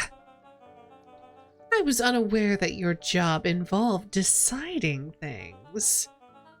We all here at Perennial Harvest, we're all here because we believe in creating a better future, yes? Yes, sir. Very much, sir. Do you want to be the one to tell the town that we failed them? No. That we gave up because there was a little rainstorm and we all got sleepy? Of course not, sir. Good. Then it's decided. Yes, sir. We'll work the task till it's done. See that you do. Our harvest awaits. They seem like a cult. Also, I'm looking at the symbol for Perennial Harvest. I know it's like the infinity sign over like... I can't tell if it's supposed to be like a necktie or like a tuber, but it also kind of looks like a weird bird face.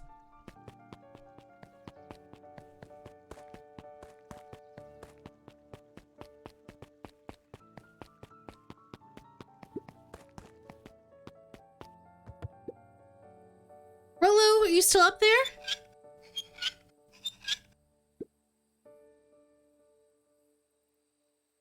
I'm sorry. Rollo isn't accepting visitors at the moment. Come back never. I had only ever heard him speak in this stiff yet gentle tone a few times, and it always meant one thing. You're upset. Oh, what makes you say that? Also looks like tree on the fertilizer bags turned upside down. Maybe because my best friend abandoned me for no reason? I didn't abandon you. I'm just a little Rollo late. scoffed. The rain held me up. Liar. You weren't even home. What? The storm got bad and I got worried, so I went looking for you. Imagine my surprise when I made it to your house. Oh, from the history short that we watched. Oh, interesting. And you weren't there. I hadn't made it back yet. I'm not a fool, Luca. It doesn't take all day to deliver some jam. No, that storm rolled in out of nowhere and I got stuck after dinner at Beck's house. Luca stumbled on his words. Oh no. Said too much. Beck? Dinner? What the heck's a Beck? She's a new kid in town. She's actually kind of cool. You'd like her. She needed help convincing her parents that she made new friends. New friends? I spent all day waiting for you. I literally checked here. I looked all over for you, Rollo, and you weren't here. And you were off making new friends? It's not like that, Rollo. You know, while I was waiting, I made some upgrades to Mission Control. It was gonna be a surprise. But you took so long, the storm knocked it all down. Just like you knocked down our friendship. Yeah, the lady who's reading the story on the bench, she's definitely foreshadowing whatever happens in the current chapter. What does that even mean? Luca became instinctively angry in response. Both boys were now shouting across the distance. It means you're a bad friend. You don't care about me. Of course I care, you ass. I knew I'd get in trouble waiting so late for you, but I kept my word, because that's what friends do. Oh, wow. What a noble sacrifice you made. Easy for you to say. Your grand doesn't even care. You can stay out as long as you want. And you wouldn't even get in trouble. Seriously? You're acting like I chose this. If that's what you think, then maybe you're the bad friend. His tone changed to a calm, yet more intense anger. Maybe Pa is right. Storm bring more than water. This one brought out the real Luca. Stop quoting your Pa's nonsense like it means anything. Yeah, well, at least my Pa's still around. Wow, Rollo. Their friendship's that fragile? Yeah, I don't know. I think Rollo's got issues. The words hung in the cold night air. Rollo's stomach dropped, knowing he'd crossed a line, but it was too late. Luca, Good night, Rollo. Dang it.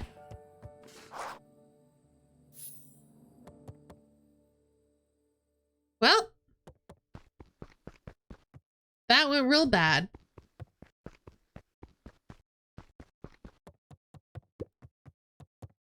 Luca dug through his old stuff, not even sure what he was looking for.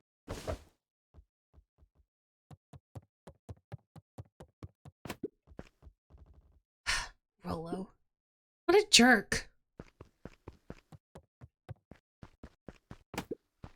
Call me a bad friend. Ooh, I'm Rollo. Look at me and my amazing family.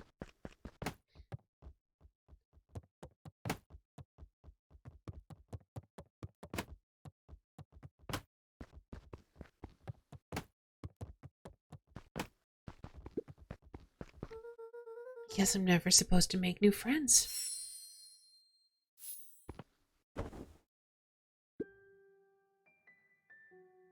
Luca? Gran cooed gently from the hallway.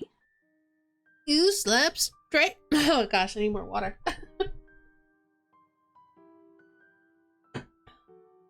Yeah, we're definitely gonna have to end a little bit early because I'm enjoying this a lot. We're definitely gonna play this again next week, but it's definitely straining my voice a bit. You slept straight through breakfast. Luca, are you all right? I'm fine. I just don't feel like getting up yet. Okay, I'll leave this oatmeal by the door. I've got to run out and take care of some things. Okay. I'll be back to check in later. Sure. Luca just wanted to be alone. He waited to hear the sound of the front door closing.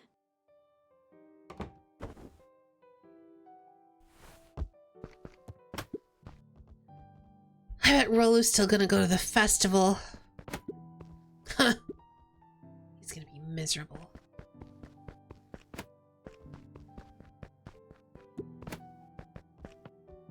Luca dozed off again.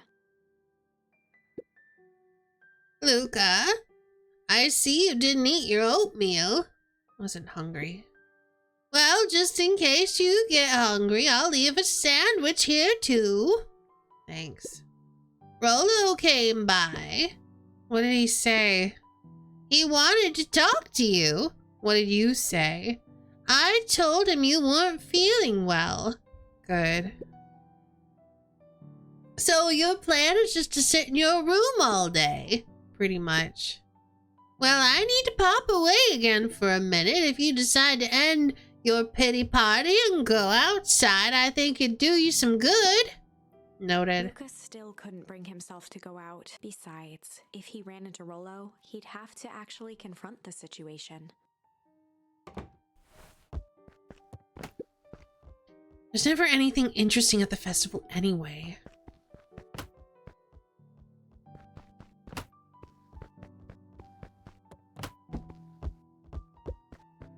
The Adventures of Hank Atomic.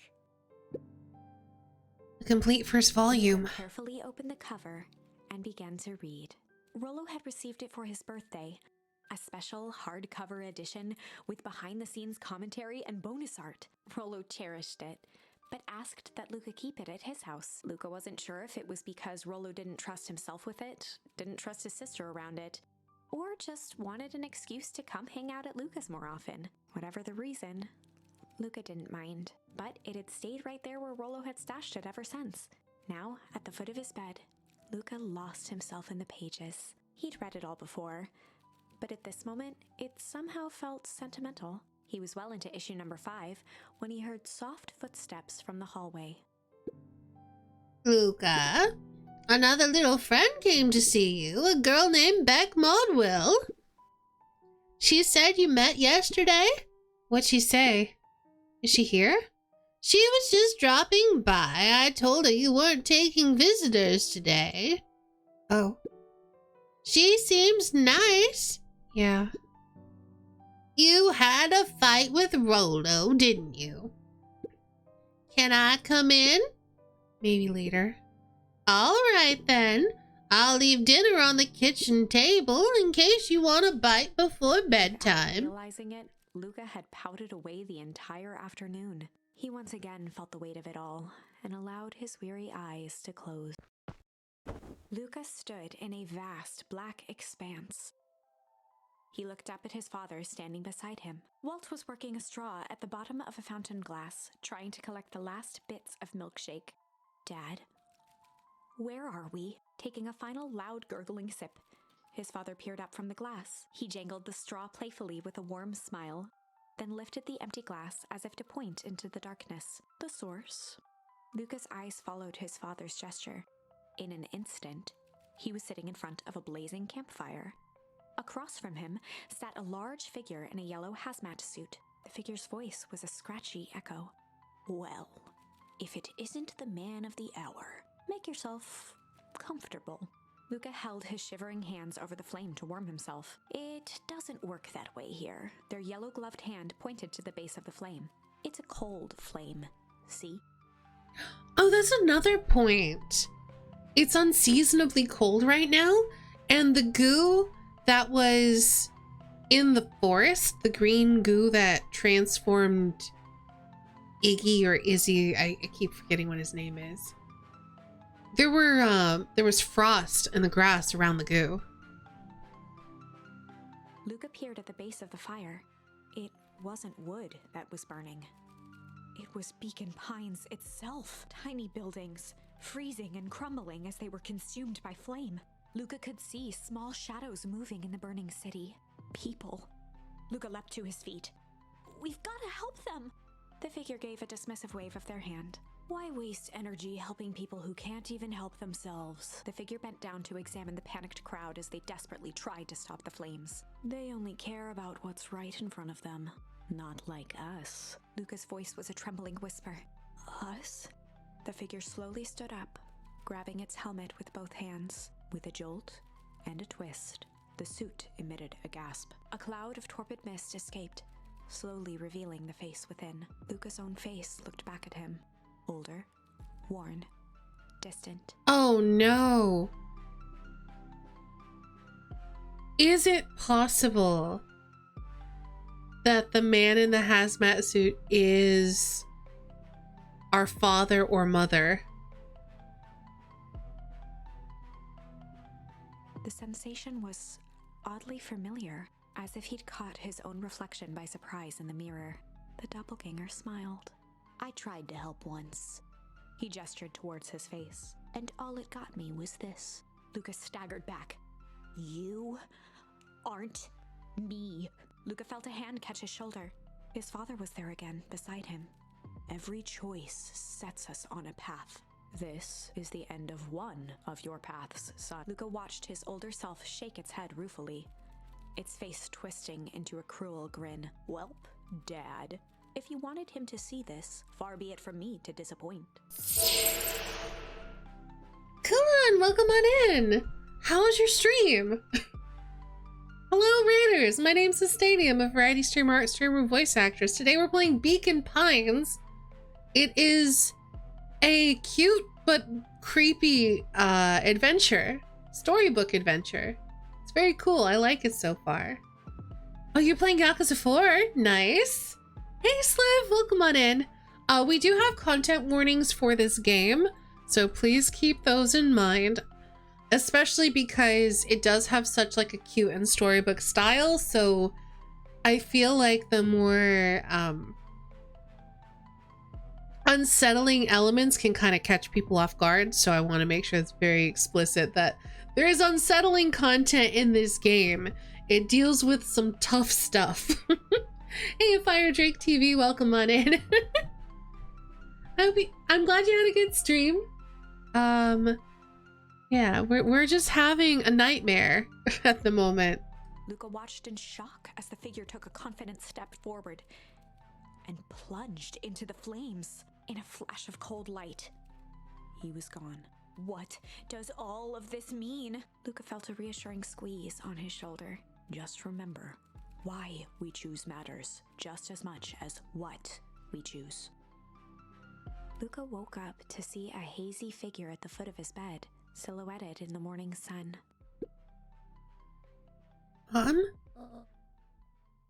No, dear. It's only Gran. Luca rubbed his eyes. The kind, concerned face of his Gran came into focus. How are you feeling? Fine. Anything you want to talk about? I don't feel like talking. That's just as well. How about you sit there and listen a bit? Whatever you and Rolo fought about doesn't matter. But he... Man silenced Luca with a gentle pat on the leg. Fights between friends happen. He literally bragged about the fact that his dad wasn't dead. But okay, Gran. What was said doesn't matter. The important thing is, that's not the last thing you ever say to each other. But he said stuff about Dad. Hey, Merkian, have a good lurk. Well, do you think he meant it? No. He was just mad. Mm-hmm. And did you mean any of the things you said to him? No. Good. One must appreciate friends in their best moments and accept them in their worst. Now get your little butt out of bed. The festival's today. You don't want to miss that, do you? I guess not. Seems like a good opportunity to make amends with Rolo, doesn't it? Luca gave a reluctant nod. So buy him a corn dog and apologize. But he's the one that... What did I just say? I am a corn dog. That's a good boy.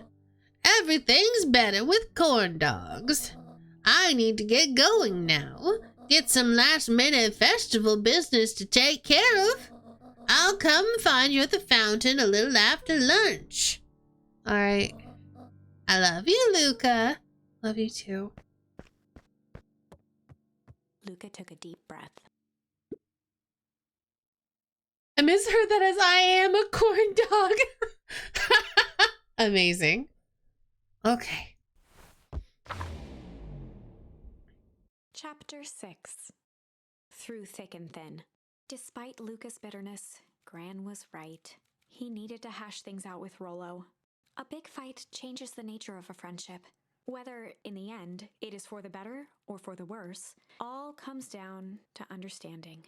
If one is not careful, the same familiarity that builds the strongest of bonds can become the wrecking ball that shatters them. Luca emerged from seclusion, taking in the crisp festival air. But the events of the day weren't on his mind. He had to find Rolo. Don't say something you can't take back because the person receiving them might not let you. It's true.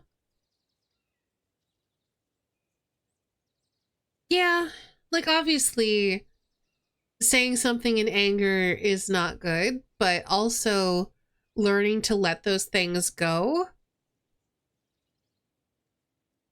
and learning to make peace, I think are good lessons for Luca. Also, I need to show you all a really cool thing about this game by hitting B. There's a timeline tree. And we make choices that determine how the branches go.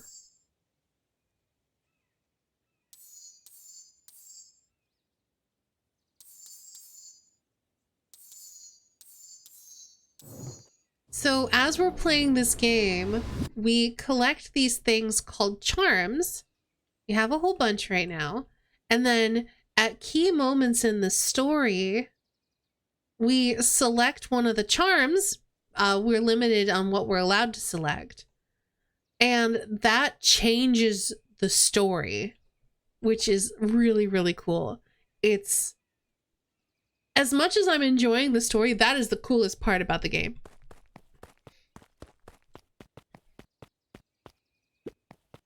There you are. Luca, Rolla wanted me to tell you something. What is it? Roxy rolled her eyes, shaking her head. A space adventure, though you needn't buy it.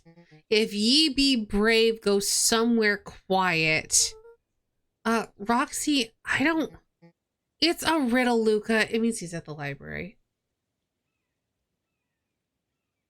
New emote ideas are coming along well. Nice.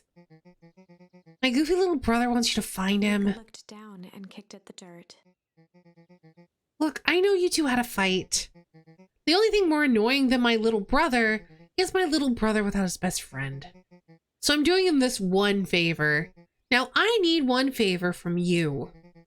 Whatever it is that went down between you two, squash it.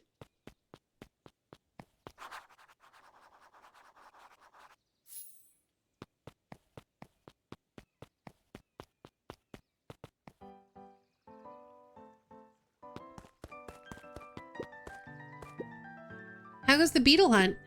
Pretty rotten. I haven't seen so much as an exuviae. And it's not just the beetles. This morning I couldn't find any critters at all. It's like everything that buzzes or skitters just packed up and left. I'm so worried about this. Why are there no insects? It's summer. I'm sure they're out there somewhere. Maybe just all the commotion of the festival spooked them? No. Yeah, maybe that's it. No, something's very wrong here. Unique New York. Unique New York. Huh? Oh, don't mind me. Just warming up for my big ceremony speech. Mr. Kerr pointed to his grinning mouth. Gotta limber up the old gap box. You nervous? Oh, heavens, no. Whoa, break a leg? Give me the gift of something. I don't know. It went away. I don't know who Perennial Harvest thinks they're impressing with this ridiculous festival. Totally. This town's still falling apart. Weather's still cruddy. The season's harvest is gonna be like the worst one, like worse than last year for sure. Like you said it. No amount of corporate pandering is gonna change any of that. Exactly. But the lemonade at the drink stand over there does look pretty tasty. Fitz. I'm still gonna be mad at them. I'd just rather be mad while sipping some delicious lemonade is all. Welcome to our festival. Don't forget to come back later for Mr. Kerr's speech and the Perennial Harvest Festival sign reveal. You don't want to miss it. Ain't moving. Ha ha ha. Every single time. Yep. Wait for it.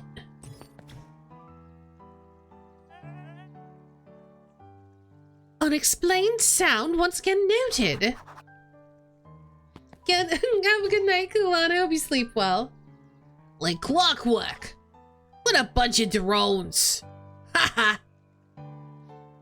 Really not sure about how I feel about almost everyone telling Luca to more or less get over the fact that his best friend flaunted the fact that his parents are alive and Luca's aren't. Yeah. Yeah. Not great. I mean, I do feel like most people don't know the context of what Rollo said, but also Rollo is an immature child. Rollo's 12. So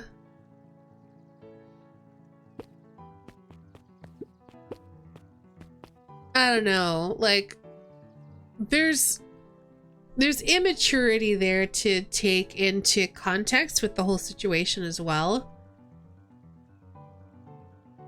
Like I know that Rollo, basically what happened is that Rollo was hurt because Luca was late, and Rollo obviously has some issues because he feels like Luca's replacing him with this new friend Beck, right?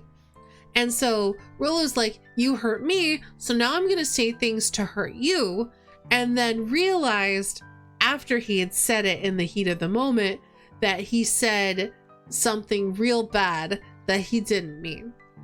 And learning to not say those things, not to lash out, is a skill that you have to learn. Yeah, he regretted the moment it came out of his mouth, if you believe the narrator. As soon as he crossed that line, he was like, I should not have said that. And I mean, it's a learning experience for both of these kids, right? Kids aren't exactly considering each other's feelings. Yeah. Again, they're 12. If you believe the narrator. I don't know. This game. Jeff was staring into the distance with a wistful look. Hey, Jeff. Everything all right? Huh? Yeah, everything's fine. I mean, used to be fine. This ain't right these days, you know? I really do, actually. Jeff turned to Luca with a furrowed brow, then gave an understanding nod. You do, don't ya? For a moment, the two now shared that same wistful gaze.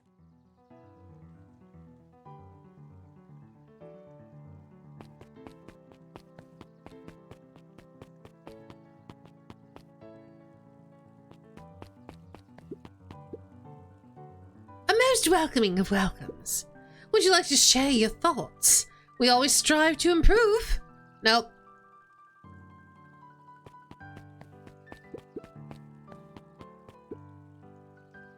This is the first time I've seen this many smiling faces since the foul harvest. I had my doubts about the perennial harvest, but I must admit they do put on a nice party.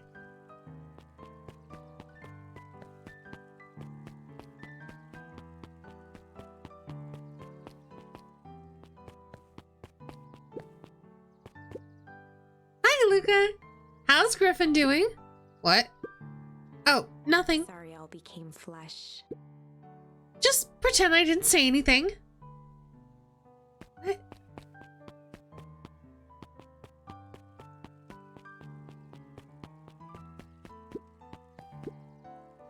Piper, you're actually taking a break from studying. I wanted to see what all the festival fuss is about. But I can't help but notice you still brought your backpack full of books? Luca, backpacks can carry a lot more than just books. True. So what you got in there? Books!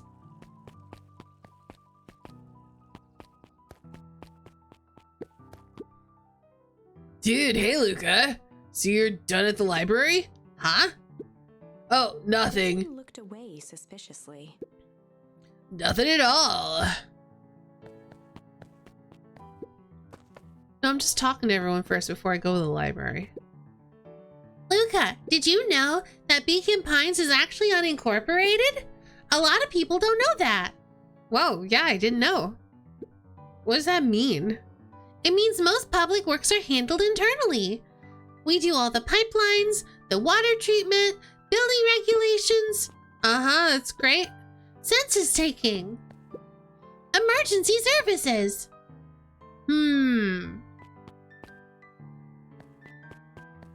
That's making me worried again. How do you know this kid? So this particular kid likes to look up random history facts.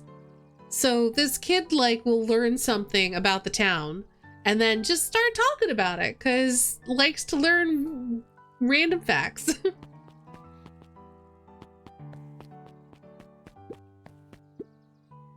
I got a question for you. What do you think this whole festival is for? The way I figure it, Perennial Harvest is trying to win over the town? Like a bribe, but with balloons. Cynical. I like where your head's at. That's what I assumed at first too, until I eavesdropped on a couple of gossipy clipboards. What if I told you that this whole thing is really a special shindig for a super secret guest of honor? The fact that the kid is saying all this, yeah, it's even more concerning because everything bad happening in town will be handled in-house, so who owns the town? Yeah, it's like, because it's all happening in-house and the mayor is a Valentine and the Valentines were all related to that big accident at the fertilizer plant because they own it and the whole foul harvest that subsequently followed. And now there's new stuff happening at the Valentine fertilizer plant, the abandoned fertilizer plant. Like it,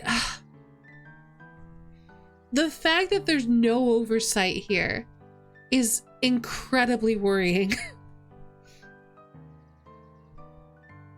I remember learning about that stuff in my urban policies and politics class, but that was college level class. Yeah, I think this kid just likes to read and then we'll just talk about stuff that they've read. Special guest? Who? I haven't dug that deep yet, but whoever it is, PH thinks they're a big deal.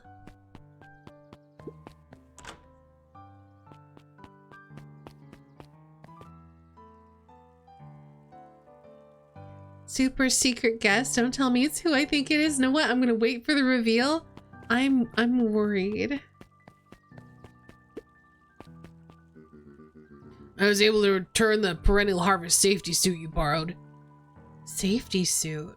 What? I don't think anyone noticed. Was the mayor the one in the hazmat suit? He's got the right shape. Good. Now will you tell me what you needed it for? It was a favor for an enemy of an enemy.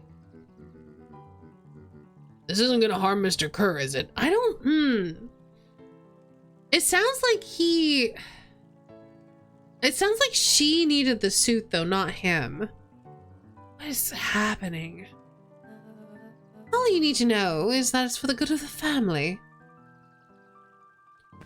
What is happening?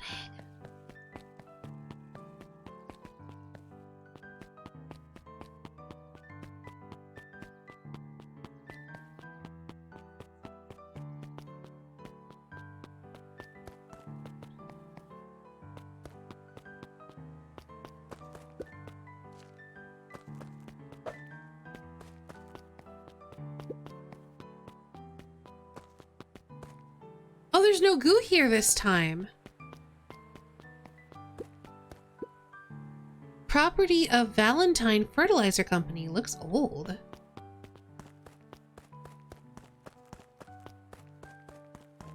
This is where the goo was before. That turned Iggy, well, transformed Iggy, we'll say.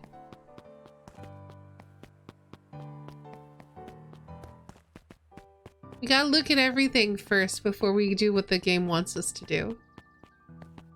Okay, nothing exciting happening here, that's fine.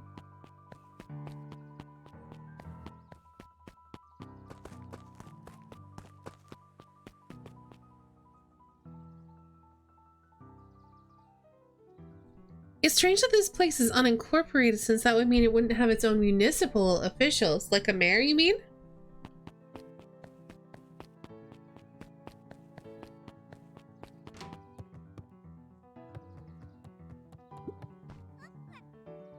Huh. Hey, Luca. Carla's eyes lit with excitement. I have been expecting you. Bravo on deciphering the first riddle. The first.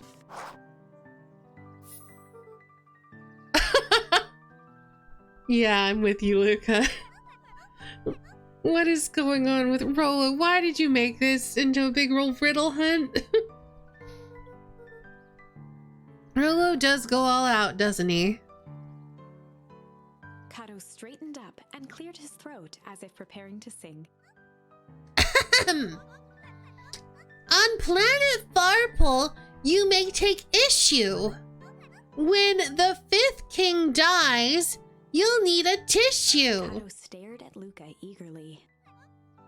Get it? Want me to tell you? No, it's okay. Let me figure it out.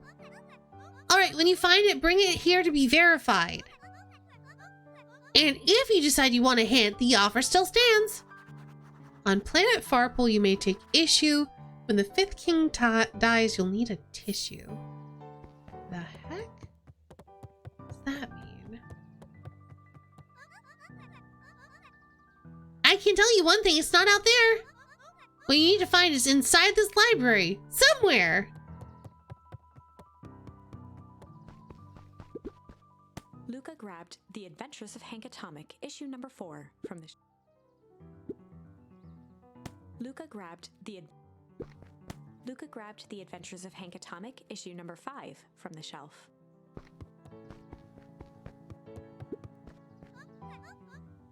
Oh, you found He it. moved his book from the desk and replaced it with Luca's, turning on the lamp. As he slid the book under the purple light, 2 words glowed. The Adventures of Hank Atomic, issue 5. Luca clicked his tongue with recognition. Rolo's cipher pen. He used to write secret messages everywhere with that. It's highly dependent on which state you are in the US. Fair. And only I had the special flashlight needed to reveal it. But I lost it. Well, apparently he traded Jeff for this purple light bulb. Parted with his entire Halloween candy stash. Oh, Rolo. Now let's see here. Kato began flipping through the pages, stopping when he hit a glowing word. Get away with such a He continued grift. flipping. Only found in Rub Cart. Reaching the end of the book, Kato looked up. That's it. Grift in Rub Cart? Griffin. Griffin's Grub Cart! He wants me to go to Griffin's snack stand. Ah, brilliant. I guess you're off then. Good luck on the rest of the scavenger hunt. Thanks, Kato. I don't know how I feel about this scavenger hunt. Like, I think it's well done. It's more just that, like, can't we just talk and make up?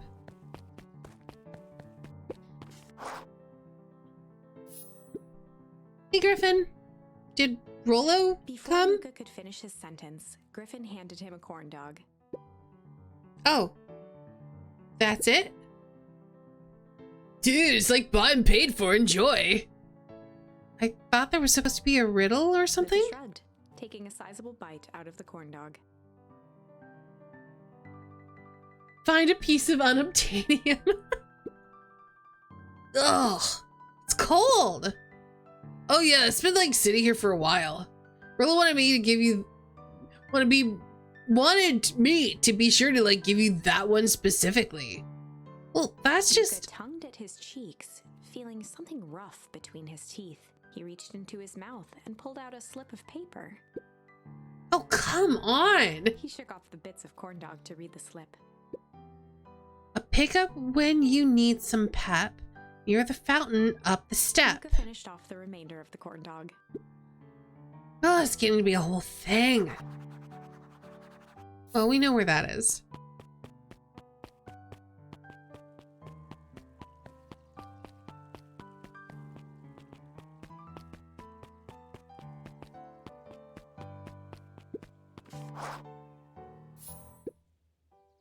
There you are, Luca.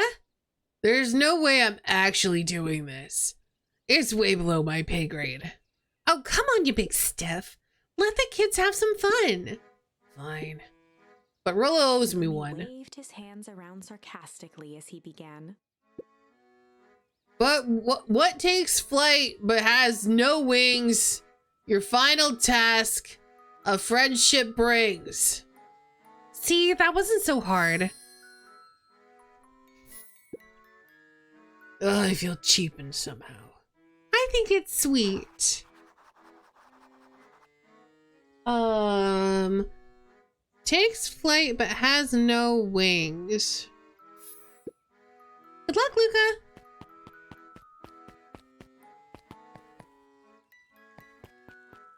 Balloon. Hey. Hey, did you find the comic book? Yep. And you got the corn dog? Yeah.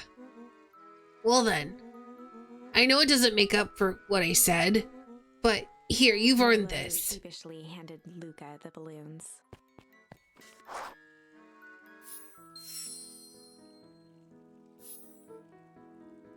Thanks. You didn't have to go to all this trouble. I'm sorry I got so mad. Dang it, you were supposed to let me apologize first. Oh, sorry. Now you've apologized twice before me. Just let me do this. Luca, I'm really sorry.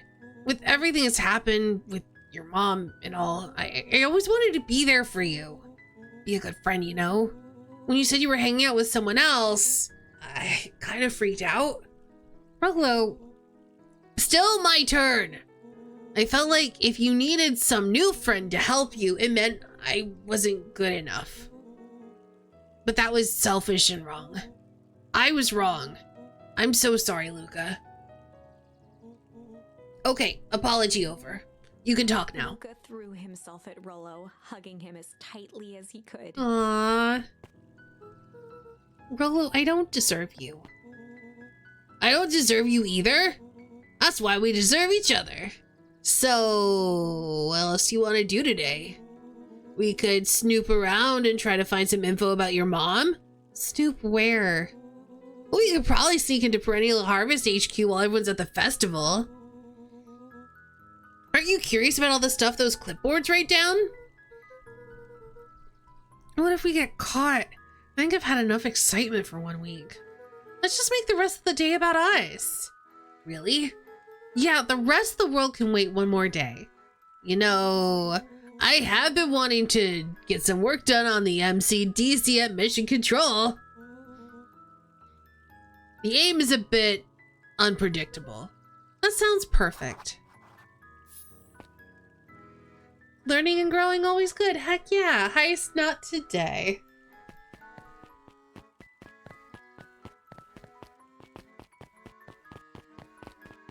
Where's Beck?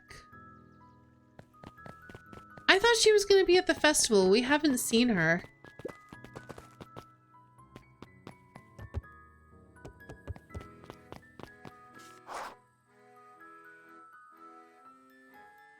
Yeah, also true, Rave. Oh, I almost forgot. I ran into your gran this morning. She asked me to give you this. Rollo handed Luca an unopened letter. I'll wait for you inside if you want to read it now. A letter? Luca, some things are going to happen that might be difficult for you to understand. If I am honest, I hardly understand them myself. But whatever happens, I need you to know that I love you. Is this from our mom? None of this is fair to you. You have already lost so much. Or is this from our grandma? We both have. I wish there was a simpler way forward. But if there is, I haven't thought of it. God knows I've tried. Everything I've done, I did for you. I hope someday you can accept that. Love, Gran. Oh no. Oh no, what is gonna happen? I love you too, He Gran. folded the paper into his pocket and headed up the ladder. Something bad is gonna happen. So, like, what's up with the letter? Anything you want to talk about? Maybe later. Sure, whatever you want. I'm just like waiting for an explosion or something to happen. This timeline was too good. There's no way this is the good end, Rave. We have to get through all the bad ends first before we get to the good end. You know, you didn't really have to go to all that trouble just to apologize. Yeah, I know. We're just waiting for the penny to drop. I know, but we've been looking forward to the festival for weeks. And then, after I ruined everything with my big mouth, this was the best way to make sure you still had a good time without me. Hello. Luca was at a loss for words. But that was fine. Words aren't always necessary. This timeline was nice because we just didn't do anything. It's true. We've just been letting it happen. It's true. We confronted danger. We ran away and we're like, F that. The festival seemed nice. Was it nice? We can still go. Nah, this is fine. Well, there's always next year. So, about that, Luca. Sadly, this was untrue. Oh no. Yeah.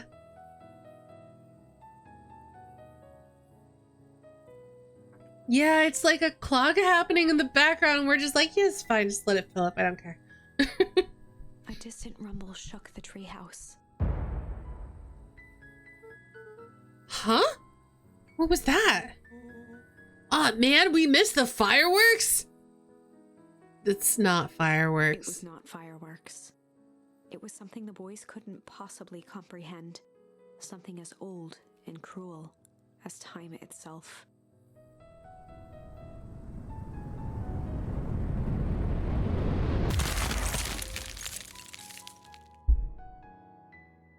Interesting. A shockwave of cold tore through the room. A bitter, unfathomable chill.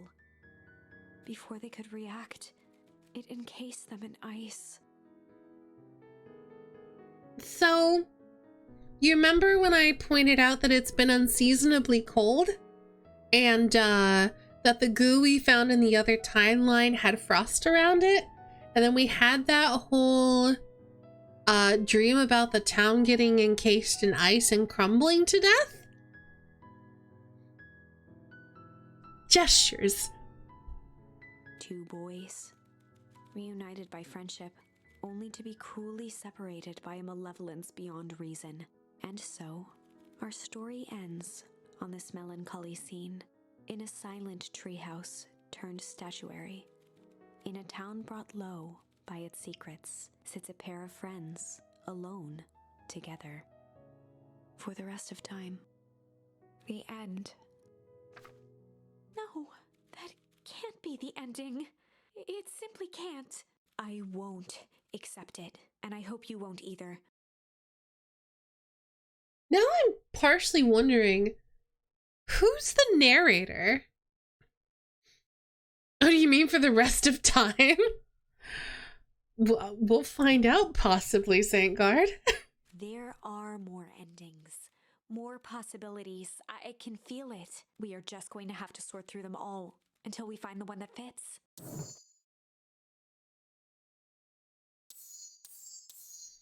I think we actually might end it here, though.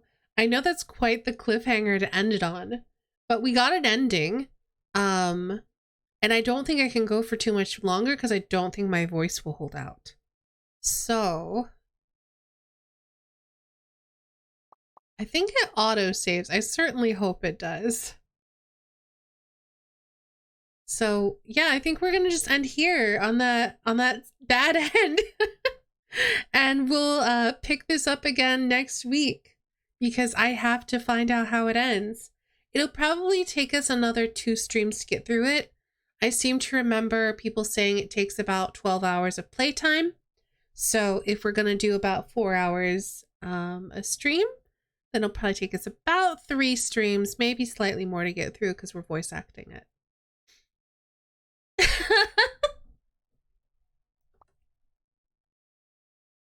Influencer making me want to get this. I mean, I'm glad that you enjoyed this stream, and it's a really good story. I'm very excited to see where it all goes.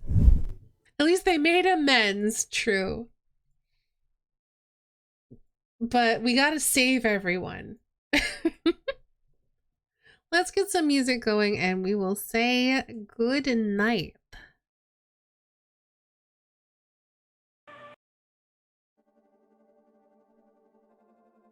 So, before I do my normal spiel, just as a reminder, we received this key for the game for free. If you want to check it out for yourself, here's a link to the Steam,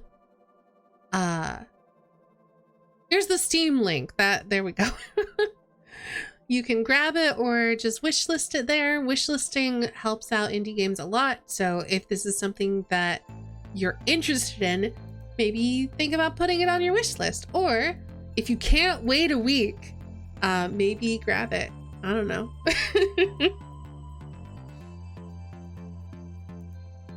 All right, let me go pull up our credits. We'll roll credits.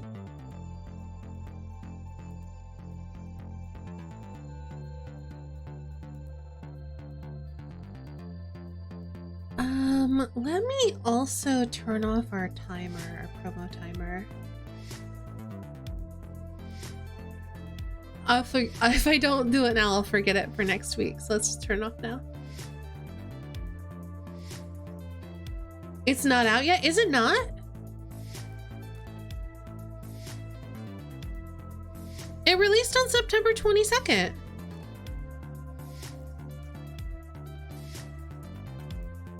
It's been out for like a week. Maybe grab it, coward.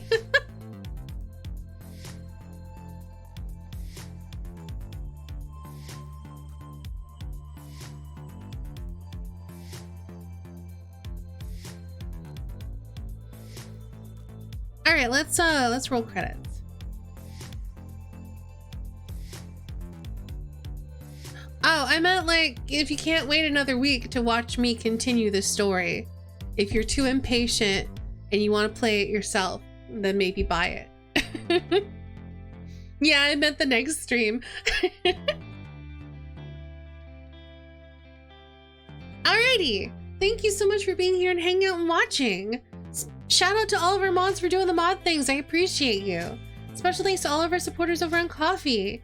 April, again, thank you so much for the 51 months, and Ori for the 26. We're going to be off tomorrow, Sunday, and Monday. We'll be back on Tuesday. We're actually going to be checking out a demo. I got an email about this demo. It sounds really interesting. It's called Mars First Logistics. It's going to be releasing as part of the Steam Next Fest. And it looks really interesting. So we're going to be checking that out for like 30 minutes to an hour at the beginning of the stream. And then afterwards, we're going to be playing Camp Canyonwood. So I'm looking forward to all of that. Wednesday, we should be doing more art. Thursday, more Stardew. And then Friday, probably more Beacon Pines. Because I need to know how this ends. This is such a cool game.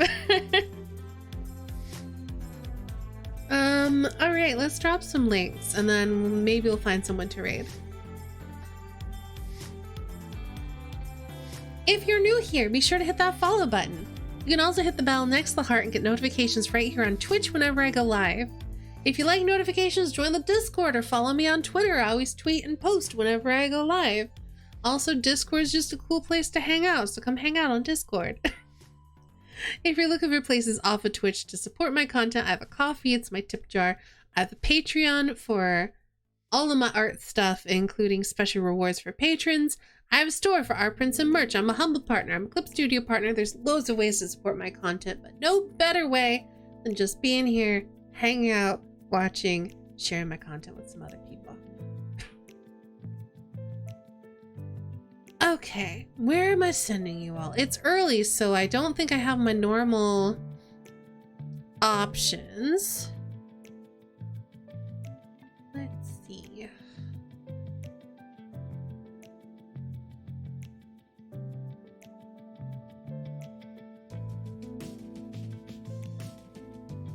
So I think we're gonna read sci-fi. We haven't rated sci-fi in a while, and he's apparently playing Don't Starve Together. I don't know how long he's going for, but we're gonna go on in there.